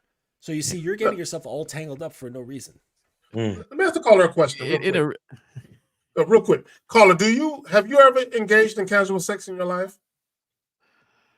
A couple times. Okay, so here's your problem. I want you to think about what I'm about to say next. Your problem is the average guy has the same problem you have. You guys want women to hold sex in higher regard than you hold sex yourself.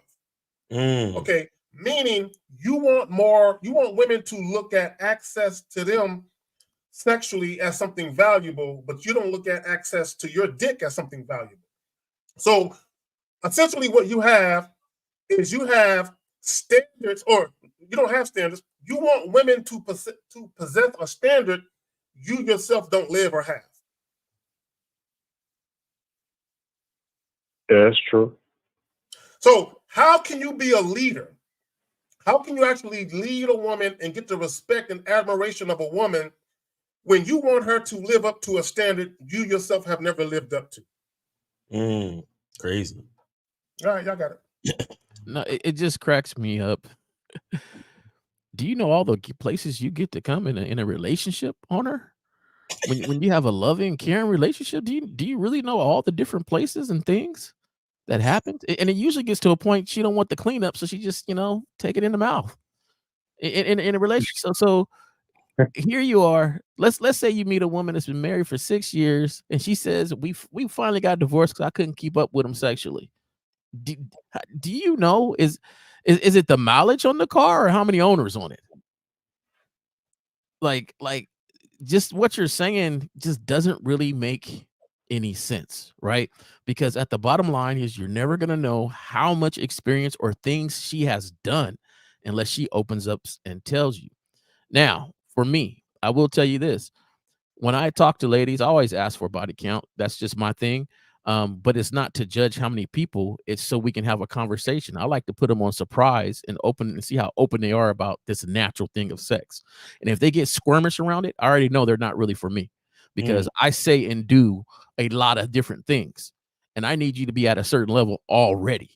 So if you can't open up and tell me the truth, then to me, it's kind of like, yeah, or even open up and tell me whatever you're going to tell me. I want to see it flow. So if I say, hey, you ever done this? I don't want to be like, oh, I don't want to tell you, like, yeah, I did that. Oh, how old were you? What did you do? We go from there. And then, I'm on to diseases and we go from there so I could have a safe experience. That's all I'm into is your mentality about sex. And if we can have a safe experience, if we all are clean, that's it. And we'll go from there. So there's a reason why I do it. And that's why I say the mentality, you guys never really go to, oh, we had a conversation and she told me, you know what? I'm not going to stop. I like having this body count of 10 a year and I know I love you and I ain't going to stop that. Well, if that's something you're not into, then that's something you'd be like, oh, okay. Well, if you're not going to stop that, I kind of wanted to be more exclusive, then fine. But you guys don't even have these discussions. You're like, well, her body count is really high and that's going to mean woody whoop. And you haven't even talked to the lady. I talked to somebody before and she said that when her virginity was lost at 20 and she went, wow, from 20 to 25. She was getting it in. She realized how much she loved it. She was gaining experience, right? Now at 29, she's like, I'm not really into the multiples like I used to in the parties and all this other stuff. I just really want to find somebody and that's that. Now at that time, I wasn't into that. I was into the parties and things like that. So we didn't match. And that's what it's about. It's not about this count. It's about the mentality that you guys share together. Is it aligned? Is it what you want as far as from this point on? This person that I want to align with me, can you be that person? Lifestyle. It's about lifestyle. You know what I'm saying? Does she live a lifestyle that's not conducive to you? Yeah, hold on. Justin, you good? You on mute. You on mute, Justin. You on mute. My bad. Yeah, I just want to thank you, gentlemen. I have to bounce out of here. Got some appointment to get to. So, right, sir. Yeah, you guys have a fantastic weekend. Caller, thank you for calling in. And everybody have yourself a great weekend. I'll catch you on the flip. All right. Peace, Justin. Thanks for being on. All right. Yeah, go ahead, Casey. Yeah. So caller, let me ask you a question, right? And it's just yes or no. Yes or no. So as it relates to a woman's body count, do you think the more sex a woman has had, that makes her more apt to cheat on you? Yeah. All right, fallacy. All right, do you think the more sex that a woman has had, that makes it more likely that she'll compare you to other men as far as the size of your penis and shit? Yeah. All right, so this is the point I want to make. Again, I'm passing it to my brothers. When I tell you guys that most of men's insecurities revolve around sex, directly or indirectly, this is what I mean. Show me an insecure man. He can say, I'm insecure. He ain't even got to say, what about? 9 times out of 10, it revolves around sex, directly or indirectly. Yeah, I got it. Right. Caller, real quick, are you dealing with any women right now? No. Okay. So what are you gonna do when you like meet a woman? Or are you going? how do you go about it? Like, because J. Roman just explained that he does it as a conversation starter, as a conversation piece, not as a judgment. So what are you going to do when you meet a woman? Is that going to be a part of your thing? And are you going to ask them their body count and then judge them after they tell you whatever number they tell you? I'm gonna wait for it to come out. You gonna wait for it to come out? What if she never tells you? Well, if you say, "Hey, how many people you been with?" She goes, "It don't matter. I'm really into you. I'm just so into you. All I think about is you. Here, what are we doing? We've been kicking it and hanging out for 4 weeks, a month, 2 months. Everything is going great. I can't see myself with anybody else."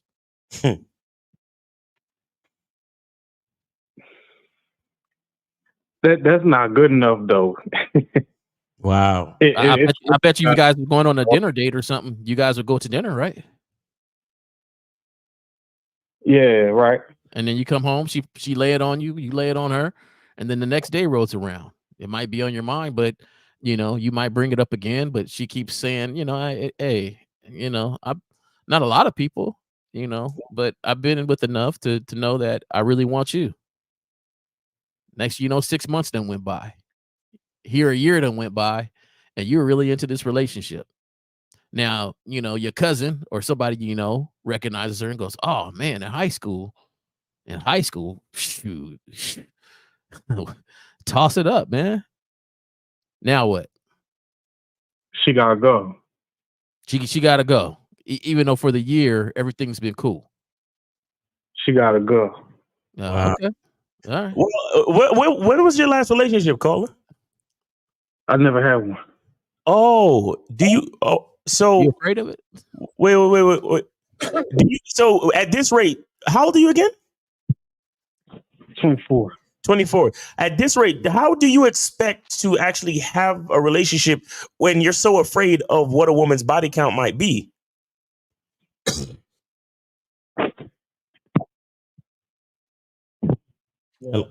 Hello?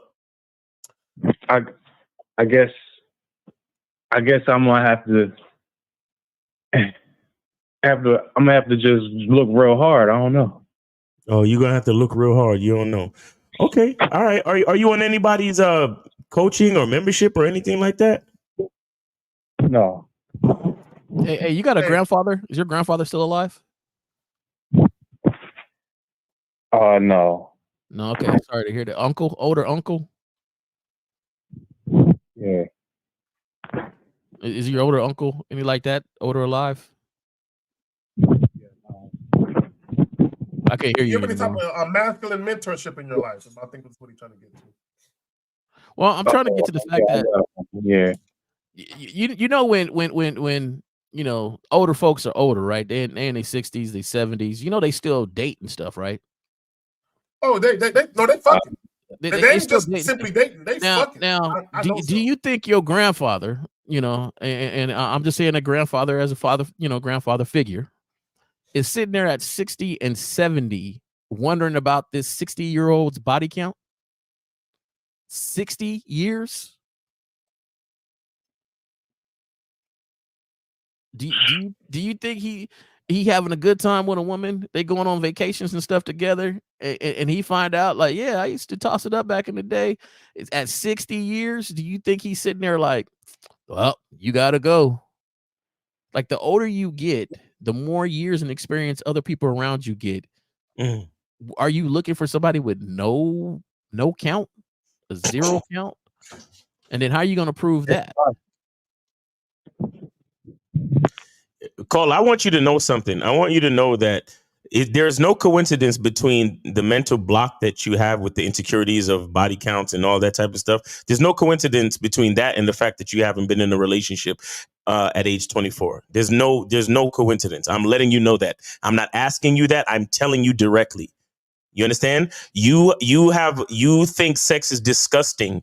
You think you're disgusting. You think that the idea of putting dick in a woman is disgusting. So you're going to have a mental block, which is going to keep you from finding any type of connection with any type of female, bro. I'm telling you that now.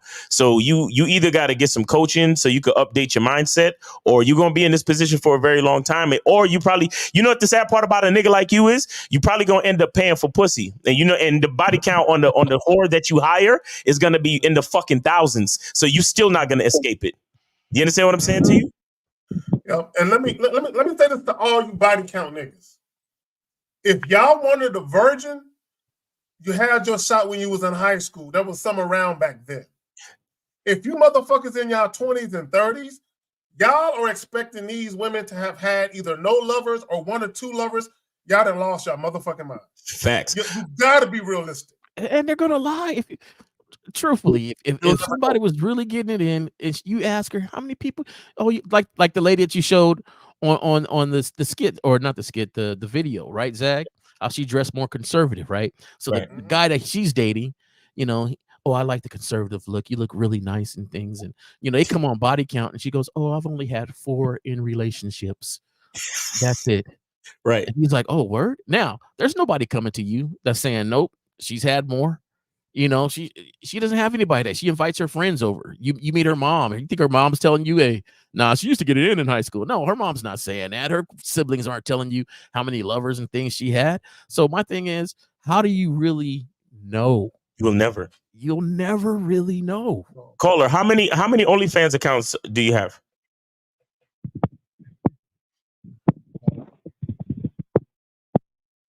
Caller? Caller, speak directly into the phone. We can't hear you. Just a couple. How did? All right. You see? Y'all see that? Y'all see that? I got none. This is what I want to point out real quick. Are we good on call? Is he still there? Yeah, he's still there. You let him go. I ain't got nothing to say to him. All right, caller. Listen, hey, we appreciate you, bro, but I would advise you to get some counseling or some coaching from any one of us, bro. You need to take the insecurity out of the situation. You need to start loving yourself a little bit more, and that's the only way that you're going to be able to really get. I think he is loving himself. That's the problem. He's loving too much of himself. Look, let me tell y'all something. We appreciate you, bro. I'm gonna let you go. All right. All right, thank you. And he ain't the only one. There's a lot of guys that have a problem with a woman's sexual past or their quote unquote body count. All of these dudes are the same. They all consume porn. They all jack off the images of women, but then they turn around and judge women. They're all the same. These dudes have no standards. And they talk about dignity. You don't have no integrity. Yo, and you know what's sad? 502, real quick. You know what's sad too? You know, can we talk about the value that they attach to sex? It's funny how the previous caller, it's like a paradox, because he puts value on sex, but he puts the quote unquote value on the virtue, but sex itself is evil and disgusting to him at the same time. Like it's so. Oh man, I kind of feel bad for him. And he's gonna be stuck in that position for a minute. But anyway, 502, you are on live on the Manhood is a Skill Set show. We got Miles Cunningham, Jay Roman, and K Zag. Name, age, city. How can we help you? It's Phoenix, 41, Louisville, Kentucky. Okay. All right. Phoenix, before you go in, let me say this real quick about what the last caller. There's the same thing that will make you laugh is the same thing that will make you cry. And what I mean by that is guys will sit there and dog women out for the very thing that sexually entices them. I just want to point that out. Yeah, I got it. Yeah, go ahead, caller. Yeah. Well, that's why I was actually calling in the comment about the last caller. And, man, I was going to say something, you know, kind of, I feel that most of the males would disagree with, when in all reality, you really do want the woman to have a high body count.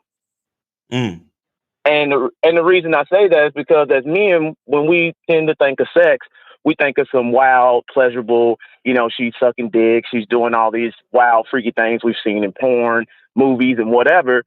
And the only way a woman can kind of get that is through experience. Either she would have to have a guy who's super experienced to teach her that, or she'd have to go out and get the experience herself. So if you want that wild sex, that pleasurable sex, no dude sits around and fantasizes and thinks about just some starfish just laying there. Right. Exactly. You know what I'm saying? So I'm just, as guys, they sit around, they get mad for the body count, but then they want themselves a freak at the same time. And you just can't do that. Right. And look, and the reason why I spoke to the caller about loving himself is that, see, there's a connectiveness to this human life, this human existence. And, the thing with sex is that sex is one of those things that has been, provided to us by God and nature, that it's a simple enough act that has, it can have, complicated ramifications when it comes to pregnancy and certain other things. But it's the thing with sex and sharing it with someone else is that if you think sex is disgusting, then there is something that you think is disgusting about humanity in general. You get what I'm saying? I mean, we all know shit stinks, but it's like, hey, if you eat, you gotta shit. So, we have to be accepting to some extent because we know our shit stinks. So how the fuck I'm gonna look at you and be like, yo, nigga, you just went in the bathroom and blew it up, man. You're disgusting. It's like, bro, we've all blown up a bathroom once or twice. We've all had to tell the fam, hey, listen, I did everything I could. The fan is on. I sprayed it out, but nigga, don't go in there for 20 to 30 minutes because it ain't gonna be pretty. And that's what it is, because that's what being human is all about. So for these niggas to be on some shit talking about, well, body count and this, that, and if she does this, then she's disgusting. Then what you're really saying is that you're disgusting, my brother. You are the one that's fucking disgusting. This is what I'm gonna do. I'm gonna play devil's advocate for some guys, real quick. And I'll pass it back to you, caller. If you're the type of guy where you are a virgin yourself, and you are waiting to be married because you have certain spiritual or religious beliefs that compel you to follow a certain path, where you want to actually have sex for the first time with your wife on your wedding night to consummate your vows, who's also a virgin, I have no problem with guys who want that, because they themselves live their life a certain way. So they want a woman who has the same belief system that they have. That makes sense to me. What I got a problem with is dudes who indulge in casual sex and then turn around and judge women for it. Right. That makes and I don't want to hear no shit about, I know it's hypocrisy, but men and women are different. Nigga, shut the fuck up. I don't want to hear nothing about that. Because my thing is, the very women you are talking about, you are participating in creating. Women cannot be promiscuous unless men are too. Right. And I mean, and what you said about the religion thing, Zach, see, now that was me. I did that. I was all into the Bible and stuff like that and saving myself for marriage and all that. So then when women would be promiscuous, I would kind of be like, I'd be kind of turned off to it. And then I'd be like, damn, I don't want to mess with her. But really, they wasn't even doing that. They'd be like kissing a dude or something, or maybe they sucked the dick or something. I'd be like, nah. And then I would want to stay away from them women. But then when the church thing didn't work for me and I actually went out and started getting it in, now, I didn't care. Mm-hmm. But so I look back on it and I was kind of like, really, at the end of the day, I was kind of still kind of like hating on them women because I wasn't fucking. But then once I got out there and started, then it was all good. Caller. Go ahead, Zach. Go ahead. You got it, Miles. You go ahead. Bro, caller. That's exactly why I asked the caller. I said, notice, I asked the questions already knowing the answer to the questions. I asked him, I said, are you dealing with any women right now? When was your last relationship? Oh, I never had one. Then I said to him, how many OnlyFans accounts do you have, my nigga? He said, oh, only a couple. You get what I'm saying? These are the guys. Right. These are the guys that are extra mad about body counts because truthfully, they are resentful that they're not a part of the fucking count. Because if you was getting pussy, like how certain niggas is getting pussy, you would want bitches to be fucking more. Bitch, I want you to be, you're looking at it like, I want you to be more of a fucking slut, bitch, because I want you to meet me Saturday night. You feel me? Exactly. These niggas Exactly. ain't getting no I want it fucking to be pussy. easier for me. I don't want to have to hear the good girl story, no nothing, because I want to be fucking. So I don't care who you fucking. No, you fucking good. Now be fucking me. Exactly. Caller, and to piggyback off what Miles said, this is why when guys who are fucking at a hurried pace and they can get it when they want, they fucking with the chicks that's trying to make them wait. Like, I'm fucking. Like, if you ain't fucking, then I can't fuck with you. So when you're actually getting it, man, you ain't got time for all that silly shit. Y'all got it. I know y'all was getting it in, and you ran across a virgin, not one that said she was, but one that really was, and the work it took to enjoy that interaction, it's irritating, especially if you are getting it in, right? Because just the care and the slow down and the okay, let's like nah. So it gets real irritating. So like, yeah, it is. I had a woman. It was a few months ago. She had been with the same guy. She's 37. She had been with the same guy past 20 years, and that's all she had been with. She'd been together since they were like 16 in high school or something. And so she said, she's freshly divorced or whatever, and back on the market. And she let me know that I was guy number 3. I didn't believe her. I was kind of like, whatever, And then, but the sex was real, like inexperienced. It was real, just kind of like, and then I'm used to you want to go in, you want to beat it up and do wild stuff, and she's like, ooh, it hurts. I can't do that. I can't do this and this. Yeah. Ouchie. Hand all on your stomach and shit. She kind of scoots. She's a scooter, you know what I'm saying? She scoots on the dick, stuff like that. And you kind of like, man, I'm used to like somebody already being ready and, just jumping in there and wilding out. And then when you can't do that, you kind of sit there and you're like, but then you got to think nasty thoughts about the other women that you fuck so you can get off. Right. So trust me. I've had other women in my head while I was with one particular woman. I can't do that, man. I wish I could. I can't do it. I ain't got no problem doing it, dog. That's why I have my one experience. I do it all the time. Doing a little mercy dick out. We would, me and the fellas is all hanging, and the numbers were even. It just so happened this day I didn't get the one that I really wanted. So here we are. Everybody was in the back beating it up. We sitting on the couch, and I was like, all right, whatever. Whatever. But I couldn't. My mind don't see anybody else but who I'm with. And that was the problem that day. And never again. So never again. That's why I just say I'm out at a young age. I couldn't be that homie. Hey man, I'm sorry, bro. I gotta go. Look, I remember when I was in high school, this new chick, she got transferred to our school like halfway through the school year. And I got introduced to her. We was in a group and I got introduced to her. And her and I started having a side conversation. And she was telling me how she was, a virgin and shit. And I'm like, that's cool. I can respect that. And I'm telling her, I said, but if you fucking with me, we fucking though. You know what I'm saying? And she's like, well, I'm not necessarily looking for a boyfriend. I'm like, even if you are, I'm just letting you know. You know what I'm saying? If we fucking with me, we fucking. And I'm not trying to be your next boyfriend. Right. So about two weeks later, a partner of mine, me and one of my brothers, my twin actually, we stayed at my partner's crib so we can actually, have some, freaky shit go down. So boom. So I stayed at his crib, called Shorty up because she lived closer to him. So within 2 weeks, I had her in the bed. Now, to your point, J. Roman, bro, and to your point, caller, trying to have sex with a chick who is either a virgin or she's not used to a dude going all the way in that motherfucker and rearranging furniture, it's annoying. And it's irritating as fuck. Bro, to the point, I don't even want to, I'm like, you know what, go ahead and get up and get dressed. I'm going to take you home. I don't even want to get up. Bro, I had a couple chicks where I don't even want to fuck you no more. Like, because this shit is so itchy, I can't do my thing.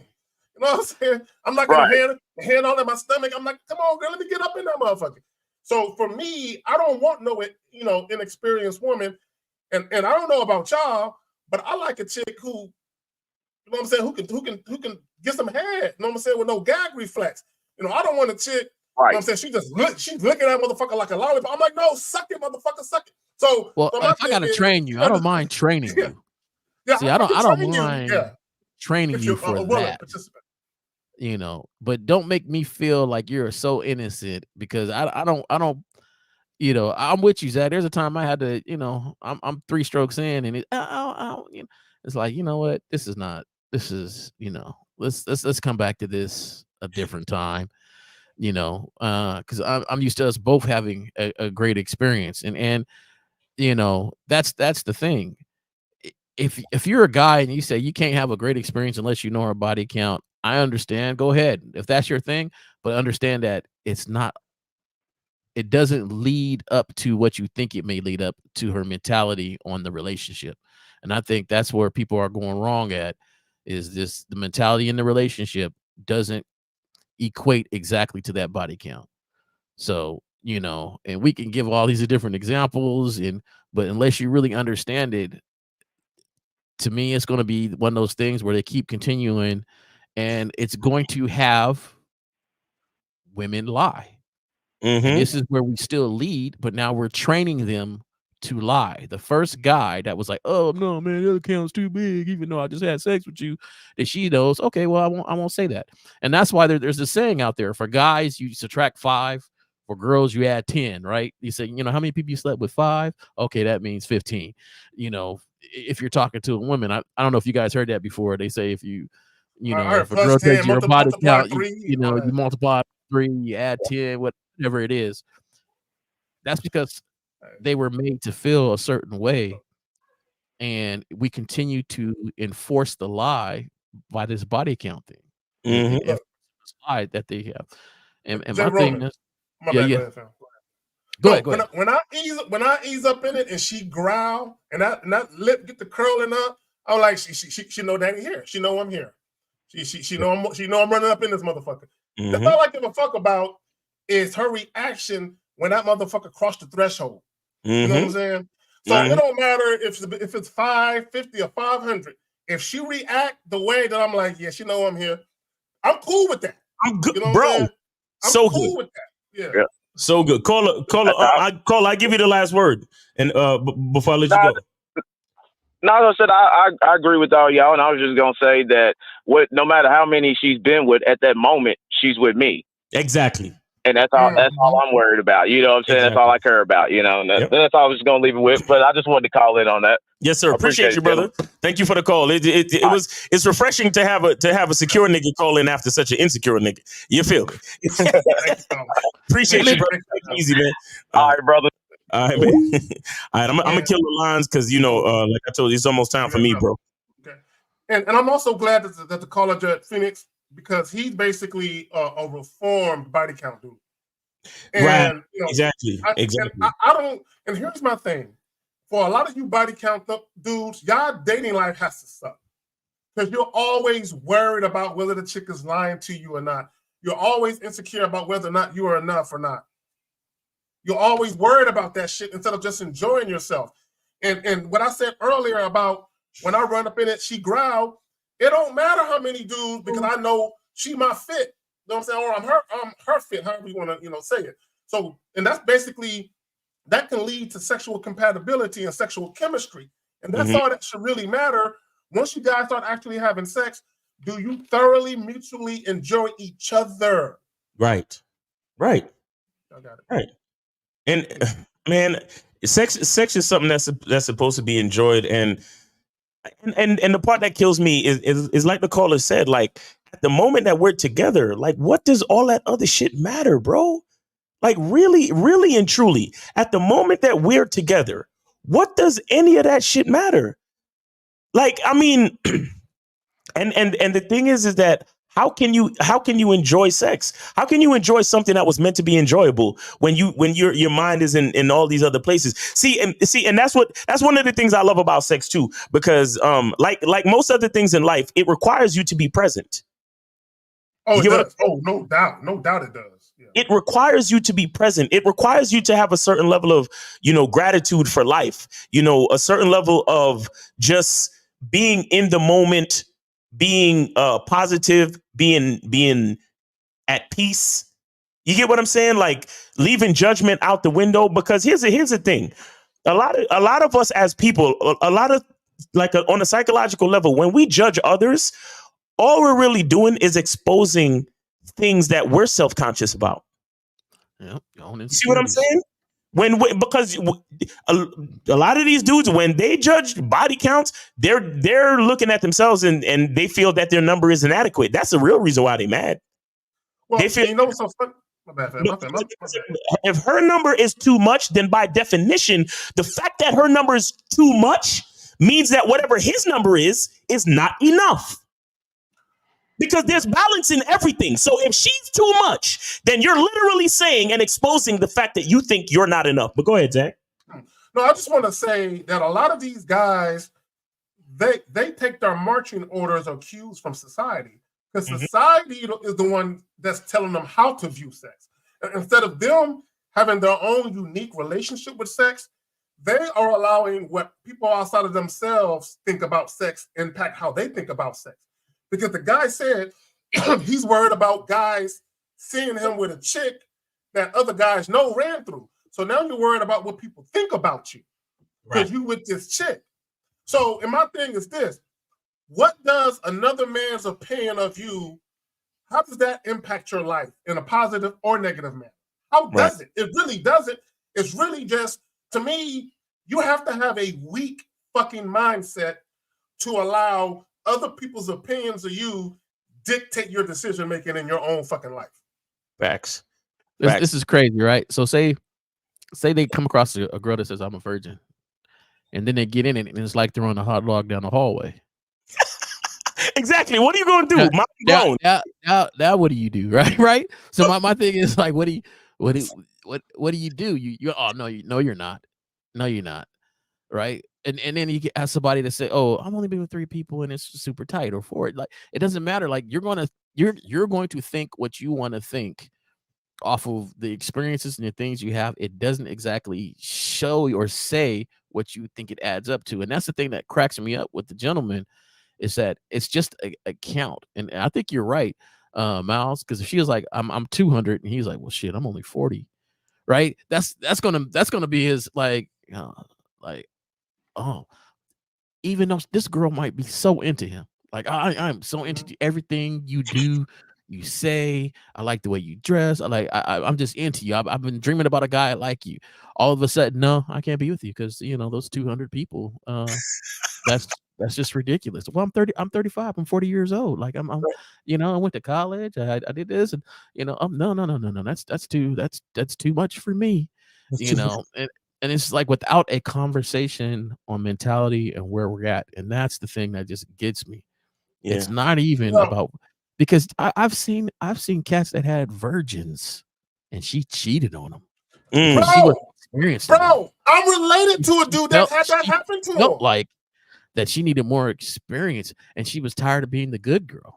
She was a virgin. She finally got married, went out with her husband, and she realized she didn't have a lot of experience, and she's just been doing everything society says she should do, and so she wanted to fight that.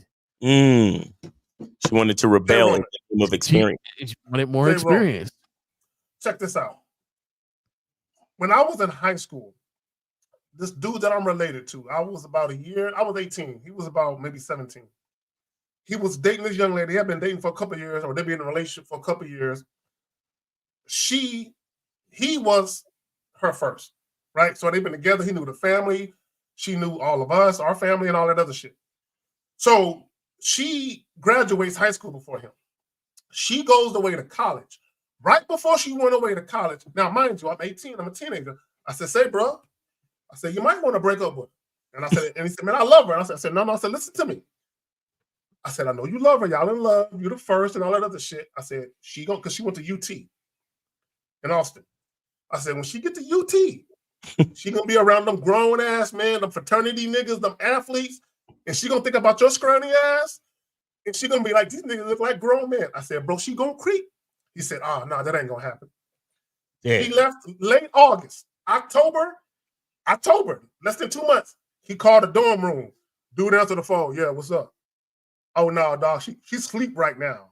God, she's sleeping right now. Man, that's who's calling. I'll give her a message. I'll put her to sleep. Hey, no. So I met this just man, this really, really, really beautiful. My type, nice and tall. She has some height to her, and little caramel skin, hair, everything. Before you continue with the story, guys, I got to go, man. Right, shout out to y'all. Appreciate y'all. I'm gonna get up out of here. Y'all have a good rest of the show, and I'll see y'all, God willing, next week. All right, man. Respect. Sure. All right, peace. And So we we'll continue on. We had a great year and a half. She went away to school, right? She went away to school. She took a gap year, went away to school. And right then I knew, like before she left, and she's like, oh, we could still try. And I said, okay, cool. But I knew right then, like, nah, this is done. This is done. Visited once, then she called me on the phone and we're talking, and she goes, man, there's this dude in my class I can't stand. He has he's always talking and saying stuff, and he has a tongue ring in his mouth, and he's just weird, right? And when I heard that, I was like, oh, that's the guy. That's the guy. That's the guy, right? Like, so I'm already mentally prepared. Like, that's the guy. I already know that's the guy, because you're noticing way too much about him. Why are you even? And then on top of that, like, why are you telling me about this dude? Like, okay. So some time goes by, and I already know this is done. And so that next summer comes around, and she goes, I think I'm gonna stay here. I'm not coming back home, and I'm gonna just stay. I said, oh, okay, that's cool. Go ahead and stay there. My boy said, hey, what's up? My girl I said, nah, man, she got a new dude at the thing. He says, oh, she told you that? I was like, no, but I already know. I knew a couple months back that's the guy. Now it took me on the phone, because she kept calling me, I said, hey, the tongue ring dude, I mean the pierced tongue dude, like, y'all kicking it yet or whatever? She's like, I don't. I said, it's all good. You're away at school. You know what I'm saying? This is bound to happen, distance and stuff like that. So, I said, you don't have to keep calling me. Like, we don't have to be together. Like, we can end this right now. And she's like, what? Like, yeah, like, well, I know I don't want you. I still no. Like, do your thing. And then if it comes back, it comes back. That's around. But if you don't know the things to look for, it doesn't matter that body count. It matters the mentality and where you guys at mentally and speaking with each other. And I already knew just what she told me, like, you sounded a little different. That's knowledge, awareness. So, see, a lot of guys, but see, J. Roman, at that age, at that young age, a lot of guys won't have the fortitude to even understand, to expect that. And let me just say this. It's not to say, guys, it's not to say that every chick that go away has or will cheat it. I'm just telling you the percentages, they up there. They up there because long distance relationships that people try to make sexually exclusive typically don't work. And let me tell you what the big reason why it doesn't work. The biggest reason why it doesn't work. If you get into a relationship where you're used to seeing each other daily or several times a week, part of the attraction you guys have to each other is proximity, the ease at which you can see each other. Once you go away, that one thing, well, one of the things that made you attracted to each other is gone. The attraction, the proximity attraction is gone. You no longer have access to each other. So now that person is around other people that they are attracted to, that they have proximity to. So for me, it makes sense that a man or a woman, when it's long distance, one or both is going to ultimately creep. It's that natural leadership and influence, right? So when you're around new people, it could be new people, it could be same sex, opposite sex. When you're around new people and they start saying stuff, we subconsciously pick up verbiage. We subconsciously pick up behaviors, attitudes, and different things like that. That's why it's so key. Excuse me. That's why it's so key for people to understand who they surround themselves with, right? To understand who you are allowing yourself to listen to, to be around a lot.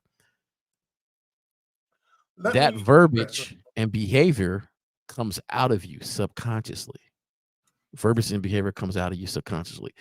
Just like when you catch, you may not say a word a lot, but somebody else does. Sooner or later, you're going to say that word. You're going to repeat the way they say it. That's just human nature. It just is what it is. And so that influence, and that's why guys need to understand, no matter where you at and what you do, you're influencing. Like, you're in a room full of people, you can influence that room on how you respond to questions, how you act, how you look at people. Even demeanor. Seeing that. And so with that being said, here you are taking somebody that has been influenced by you because they've been around you and sending them somewhere else without your influence, with a whole bunch of other different influence. It's bound to happen. Like, to me, I think it's automatically bound to happen, especially if that distance is so far. And you figure, if you're in college, you just don't have a lot of money to fly back and forth, bro. Right? So that's a lot of flying back and forth and kind of being around each other, and the touch and the physicalness and all other stuff. So, I'm not saying it can't work. I'm just saying that it's going to be hard, just because the lack of influence you have there, and them picking up everybody else's influence. So let me add this. When I was in the military, because I joined the military while I was still in high school. So right after high school, I went away to basic. And right after basic, I went to AIT, which is Advanced Individual Training here in San Antonio and Fort Sam, Houston. And once you go to Advanced Individual Training, is you're being schooled. So the whole field is very much like a college dorm experience. Very, very much like that. When I tell you, everybody and their mama was cheating. Everyone who had a boyfriend or girlfriend from their home, they was cheating like a motherfucker. And it was funny because when we graduated basic and when we graduated AIT, peoples would come see them. Their parents, their aunts, their uncles, or their girlfriend, boyfriend, wife, husband, kids, whatever they would come to visit them. And I would just be looking like, you have no idea all the fucking that motherfucker been doing for the last 5-6 months, right? When I say everybody was cheating, I'm not saying 100%, but I'm saying like 8 out of 10, fam. Everybody. When we first got to basic, right? Basic is only 2 months. Well, back then it was 60 days long. All those dudes who had girlfriends, more than half of them, a couple of weeks in, their girlfriends writing them, breaking up with them, dog. After a couple of weeks. Look, let me tell you how something. This is why you have to be realistic about what you're getting into. I'm not saying women. I'm not saying there aren't men who can be faithful. I'm not saying those men don't exist. Guys, I'm not saying that there are not women out there that can't be faithful. What I am telling you, beyond any shadow of a doubt, you can't prove fidelity. You can't prove faithfulness. You can pray for it. You can hope for it. You can assume it, but you can't prove it. So when you get into a relationship, your mindset should be, if this person told me they wasn't going to creep, all right, I'm going to take them at their word for now until I got a reason not to believe them. But you should always know this is a person who's imperfect, right? This is a person who's capable of lying to me. And you have to understand that it's highly probable that one day they could go against that promise that they made. It's not to say that they will, but you have to know that it's possible. So if and when it happens, you shouldn't be shocked like, oh my God, you lying bitch. Right. You should be like, you know what? I was hoping that you was telling me the truth, but you're a flawed human being. Why am I shocked? So I think stuff like that happens mentally when you really work on yourself, right?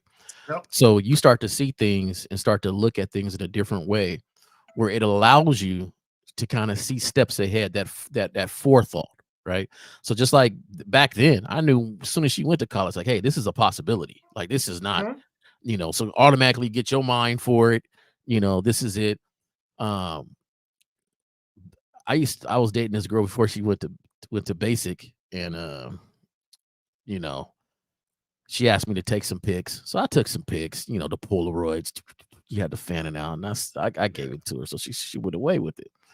And, we kept in touch, and she would come down, we have our fun. And she let me know that, she passed around my pic to her other friends.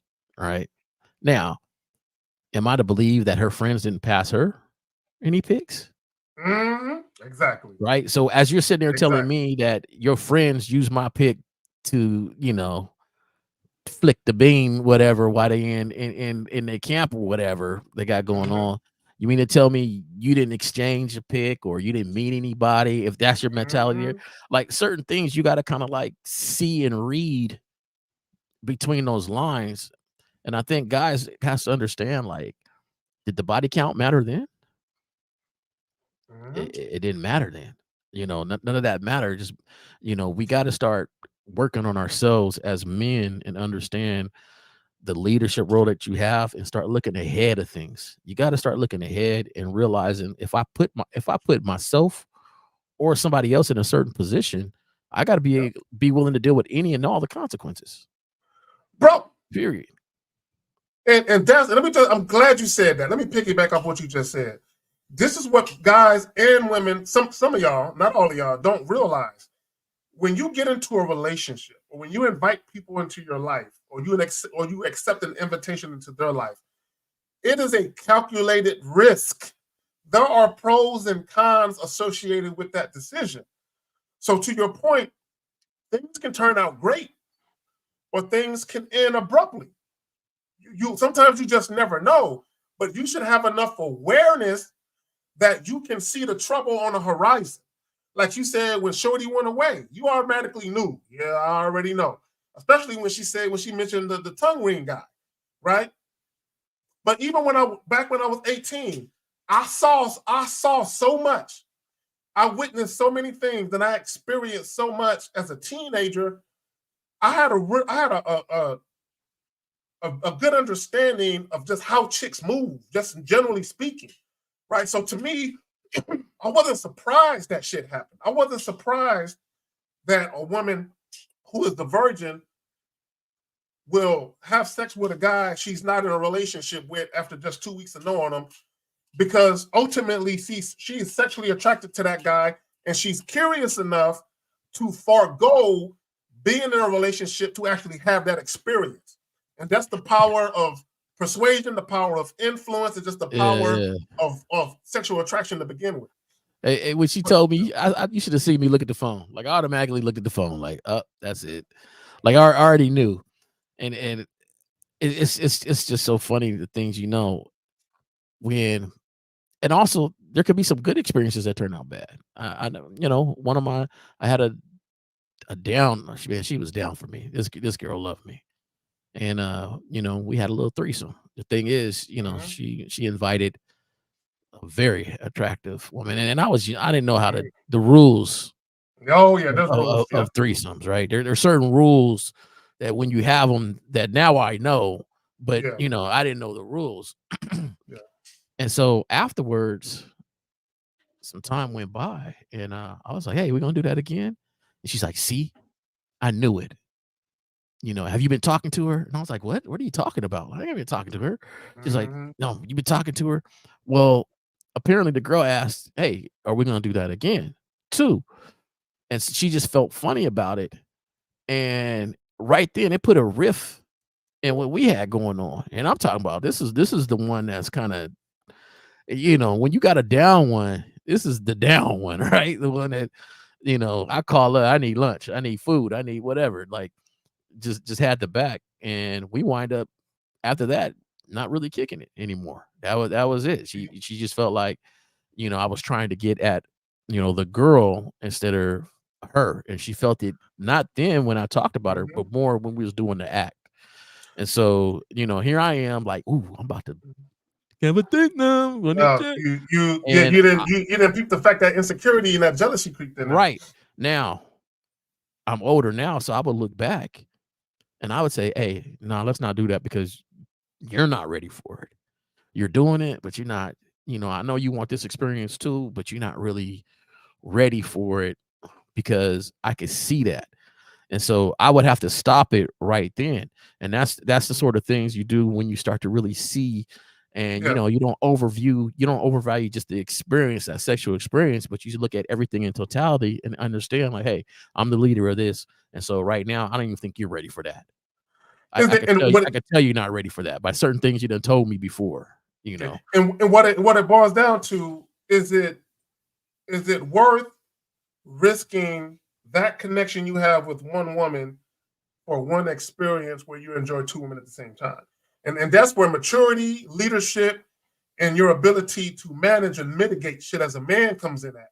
And again, you can look back, on it now, some hindsight 2020 shit, because you're more mature, you've been through some shit, and you can look back on it and say, if I would have handled it like this, chances are it could have been a situation that actually continued going forward and everybody could have enjoyed it. Yeah. But you handled it like every other guy would. Hell yeah, let's fuck, without thinking about how you're actually moving during the actual sexual encounter. It's my birthday. So we have some questions, man. Let's go ahead and get to it so we can wrap this up. All right. So Duke Deluxe says, tell me if I'm being dumb. From certain things, from no game, no theory, talking about having women worship them. I've had women worship me, and I'm assuming you said it bored you real quick. I believe I need a challenge. Well, here's the thing. This is what I will say. If you have women, it's kind of like the same when it comes to women dealing with men they just met. If you give people too much too soon, it's a red flag. If a woman is doing too much too soon, it's a red flag. So one of the things I talk about is hashtag her debit card works too. I ain't got no problem with women spending money on me. However, if I'm just meeting a woman and she's trying to do it too much too soon and she's extravagant with it, what that tells me is she's probably insecure about some things and she's using money and gifts as a way to win me over. Because she doesn't believe that she can win me over just being her, who she is. You might just be her type. You might be what she's been looking for. She might like the way you dress, the way you say it.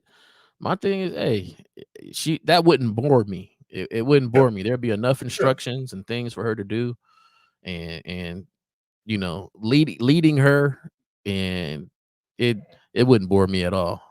I'm sorry. Yeah, I wouldn't be bored of it. But it was just, again, but I've dealt with women though. I've dealt with women who I knew were insecure about some shit. And I understand the ramifications of accepting shit from a woman who's insecure. Again, I don't have no problem with a woman splurging. I'm just very mindful of when they do it and exactly how far they go with it early on in the interaction. Okay, so because I know you dealt with women before that, even though she had a boyfriend, that was your girl. Like she liked everything about you. So when you called, she came. She was just into you like that. So I don't know. I don't know how you get bored, but yeah, I don't the bored thing. I don't understand the bored thing. Because my thing is, if a woman is doing exactly what you want a woman to do, then it could be maybe you're bored with one woman. Maybe you need to deal with multiple women. Who knows? Who knows what it is? Or maybe what you thought you wanted, and now that you're getting it, it's not what you really wanted, but you heard other people talk about how they get it. And you think it's something that you want. Or you're boring. Or you're boring, yeah. Because if she's worshiping you and she's boring, wouldn't she be a reflection of you? Women are a reflection of you. So they definitely are. I don't know what you're doing. Okay. So BP says, how to have more positive mindset in negative situation like my dude trying to press while you with my girl. Bro, y'all still worried about guys talking to your chick? You're talking about guys trying to press up on this chick. Y'all still worried about that? Why are you worried? Look, gentlemen. Yeah, I've never really had guys try me like that. But this is my thing. If you are with your woman and a guy is trying to holler at your chick and you're standing right there, the onus is not on you to mate guard your chick and protect her from being talked to. See how she responds. Her response will tell you everything you need to know about her. See, what I think it really is, J. Roman, is guys are worried about if their woman doesn't say anything, they get the truth about how their woman would really respond if they weren't around. And that's a good thing to see, though. No, it's a great thing. My thing is, it's not my job to stop a dude from getting at her. It's her job to do that. And Exactly. now if I'm standing there, I won't let him, touch or whisper in the ear too close or nothing like that. But if a dude leans in and asks her a question, it's her job to answer. I'm gonna look at her like answer the question. He asked you if you want a drink. What you gonna say? What you gonna do? Because when you're not there, she still has to do that stuff anyway. She still has to represent you. So Exactly. if she falters in any which way, then you got your answer on who you're standing next to. Exactly. And this is why when guys have a problem with their woman going out, no, give her freedom of choice. Give her free will. Let her show you what she would rather do than what you would want her to do. Let her show you. All right. So, and it's kind of like guys, they try and fight their women on taking girl trips and all that and doing girl night out. If your woman has a lifestyle that's predicated on her taking girl trips every month and her going out with her girls every weekend, if that's not the type of girl you want to deal with, then don't deal with her. The problem is, J. Roman, is they get into relationships with these chicks, and these chicks are doing shit that they don't like. And they think once they give her the title of girlfriend, that automatically they can influence her to change what she's doing, which is some dumb shit, because she already shows you what she's about. So if you take her on and then the shit that she's doing becomes a point of contention with you, then that's your fault. Choose better. Have a better vetting process is what I meant to say. Right. All right. So he says, Bill Peart says, this girl says she wants me to smash her and ask for a dick pic. I told her no. She had to see it in person. But for some reason, whenever she's high, she act like she don't want the D. Should I charge her? Bro, gentlemen, if a woman is not being compliant, if a woman is not following your instructions, if she's trying to dictate shit to you, but you're unable to basically dictate the flow of the situation yourself, why are you fucking with her? See, and this goes back to how desperate you guys are when it comes to wanting to fuck a chick. You will keep a woman around who is showing you red flags that you need to get rid of her. But because you think that the possibility of you fucking is still there, you continue to put up with the bullshit. No, let her go. No woman's pussy. You should not want to fuck a woman that bad where you put up with inconsistency on her part and bullshit. Yeah. I mean, to me, that's point on. That's exact. Why would I want to be around anybody that's going to switch up? I don't care if it's drugs or anything involved. So, which one is the truth? Because they say when people are intoxicated, they tell the truth or they lie, whatever. Which one's the truth? So my thing is, one, I'm not really big on people having other like drug issues. I'm not a big person that have drug issues. I'm not a big person of, women smoking weed and things like that.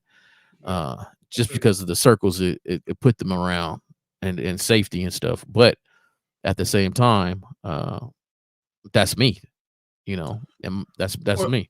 And I ain't seen no woman change my mind about that. That showed me that I can be around them when they high.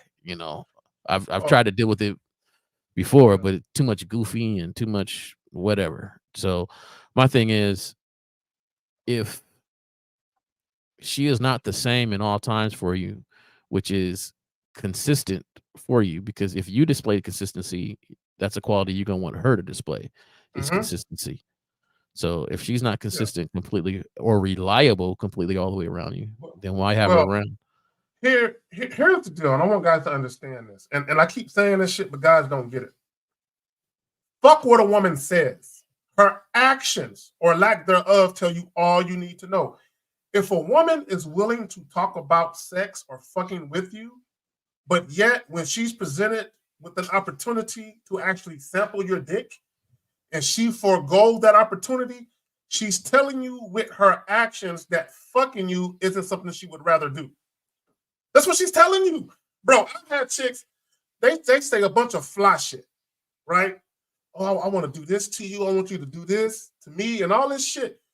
But when a moment of truth comes for something that actually happened, these chicks is nowhere to be found. I've had that happen through my life. So my thing is, I don't give a fuck what a woman says about what she wants to do to you sexually or vice versa. If you present her with an opportunity to actually do that shit she's talking about, and she doesn't run at that opportunity to take it, she's full of shit. Bottom line, she's a shit talker, right? And don't get mad at her for it. Just understand that the first time that she does it, that should be the last time she does it. Don't keep giving her opportunities to play with you, because that's all she's really doing. Okay, we got one more question, man. I'm about to get this motherfucker up out of here. Hold on real quick. All right, Chris Farmer says, is there a problem with pulling back from talking with the woman casually if she doesn't show sexual interest? And let me ask you guys a question. Okay, I'm gonna ask you guys just this random fucking question. If you knew for a fact, if you had a job interview and you knew for a fact, someone called you beforehand and said, bro, they're not gonna hire you. They're just filling a quota. They're just gonna have you come in, they're gonna talk to you. They might make it seem like they're interested in you, but bro, you have no chance in getting this job. And it was somebody from the inside, a reliable source, would you still go to that job interview? Probably not. It's a waste of time. So if you knew for a fact a chick doesn't want to fuck you, why would you fuck with her? Women are showing you guys they don't want to have sex with you. Stop overthinking it. Well, maybe she just needs a little more time. Maybe one more date. Maybe a couple of more phone calls. Maybe instead of responding to her text after 10 minutes, maybe I need to respond more promptly. And then she'll give me no! You shouldn't have to jump through hoops and prove to a chick that you're worthy to fuck her. Men's view of sex and the value they attach to it is an issue. The mere fact that you keep holding on, thinking that you fucking is on the horizon, is you attaching value to being able to fuck that woman. Your actions are shown, and women are not dumb. Women know this. Women can see how you're acting. Women know when they're playing games with you. Women know when they're giving you the misleading impression that sex can happen. They know when they're doing that. So the mere fact that you're still holding on, they know they got you. They know they can toy with your ass. Well, you want to respond to that? Yeah, I didn't like your analogy about the job interview. Yeah. Okay. It's all good. I'm gonna push back on that just a little bit, because at a job interview, if you my homie and you work there and you said, man, they ain't gonna hire you there, you got somebody in mind, I'm still gonna go to that job interview because I'm fresh. I know me. I'm a great interviewer. And so especially if there's a panel, I love seeing a panel, right? So my thing is I'm gonna give one of the best interviews I got, right? Yeah. Because I want them to change their mind about me. And that's exactly how niggas think about sex. I want them to change their mind about me. Right. I've seen people create positions because they had a good candidate, even though they had somebody in mind. They went ahead and created a position because they was like, man, this interview is dope. So just on the interview job thing. Yeah, I got you. But just like you said, it don't really happen in life when it comes to ladies in that way. If she's not interested in you, there's not a lot of convincing you can do. This is going to make her interested in you. In fact, now you sound like you're begging, and it sounds like, you're pleading for a job. And so for that said, if you enjoy talking with this woman and you're looking for a woman to be your friend, your best friend, or a buddy old pal, then yeah, keep talking to her casually. If you just think she's the funniest person on earth and you're just enjoying the conversation and everything, yeah. But if you want something from her and she's not going to give it to you, then why are you continuing? See, and right here, no data says sex is negotiable, sexual attraction is not. And I think if a lot of guys, I believe a lot of guys have a remedial understanding of attraction, and they think that so as long as a woman agrees to have sex with you, that in and of itself is sexual attraction. No, it's not. Sex is negotiable because basically a woman that is withholding it from you, whether she agrees to have sex with you eventually or not, she's withholding it from you because she wants you to do certain things first. So basically, she is negotiating with you. Right? I need guys to understand this. Sexual attraction is not negotiable. Either a woman sexually desires you or she doesn't. You can't negotiate genuine sexual attraction, but you can negotiate. You can barter with sex. Hey, you got this thing I want. Okay. What you want is not what I want, but you got this other thing that I want. So if you're dealing with a woman that's not sexually attracted to you, but you got some money and you're generous with your spending, you will have some women that will negotiate a trade. I'll trade you some pussy for a bag. I'll trade you some pussy for a trip. I'll trade you some pussy for a shopping spree. I'll trade you some pussy if you pay some of my bills. You have a lot of women that are down to do that. Another thing women will also trade is they'll trade you their sex for your time. If you give them unabated access to you non-sexually, there are some women that will eventually give you some pussy. Why? Because they feel like they're getting what they want out of the situation, and they feel like he's less likely to go anywhere. So let me give him some pussy now. And I think it's safe that I go ahead and do this. It's still a negotiation. Yeah. Now, to back up your analogy about the interview, you only go to an interview one time. Oh, yeah. If I know they weren't going to hire me, I'm not keep going back to interview. You know, you only go to the interview one time. So, you know, to make your analogy fit there too. So why are we continuing to speak with the person if you know you're not getting any sort of any other job there? So to me, I try to keep things as simple as possible. What do I want? Do I want something that I have to plead to get, or do I want something that's given to me with excitement? What do I want? Therein lies what I want. I want a woman. Let's keep it simple, fellas. Let's not, you know, I think this thing that we call dating and interaction, we make it so much harder than what it really is. If we just concentrate on ourselves and make ourselves feel good, what feels better to me? Me pleading and trying to take out and do all this extra stuff just to get something that you know I want, but I'm just here and you're toying with me and oh, okay, well, not today. Oh, I'm tired. Or the person that's saying, hey, how you doing? What's going on? When are we getting together? Can you come? Oh, I don't feel like going out. Why don't you come over this way? No problem. What do I want? Do I want the person that's excited to see me, that really wants to see me, compared to I got to build this up over here? Yeah, I want a woman who's excited. She's excited. She can't wait for me to touch her. I'll hang up the phone sometimes. Oh, really? Yeah, I'll be like, hey, I don't hear backflips and cartwheels. You know, when I call, I want to hear the backflips and cartwheels, excitement in your voice. Hey, what's up? Hey, what's up? Girl, you know I ain't called you in a long time. Express it. There you go. All right, so on that note, y'all can see, man, I'm fighting this cough. I keep muting myself. And that's why I want to go longer. Unique, I want to get to that clip you seen. But Unique, I'll say that clip and I'll use it. It won't happen today, but I'll keep it saved and I'll use that clip, Unique. I got you. I got this cough, gentlemen. I'm sick as fuck. Thank y'all for coming through. All the moderators, everyone who donated, all of the callers. Appreciate y'all. Shout out to Mr. Justin. Shout out to Miles. Appreciate y'all. Before we bounce, Jay Roman, you got anything you want to, let the people know? Yeah, about? I mean, we've been on here quite a long time. Just so happened you caught me on the day I can't do nothing. I got this cast on still, so I'm stuck. But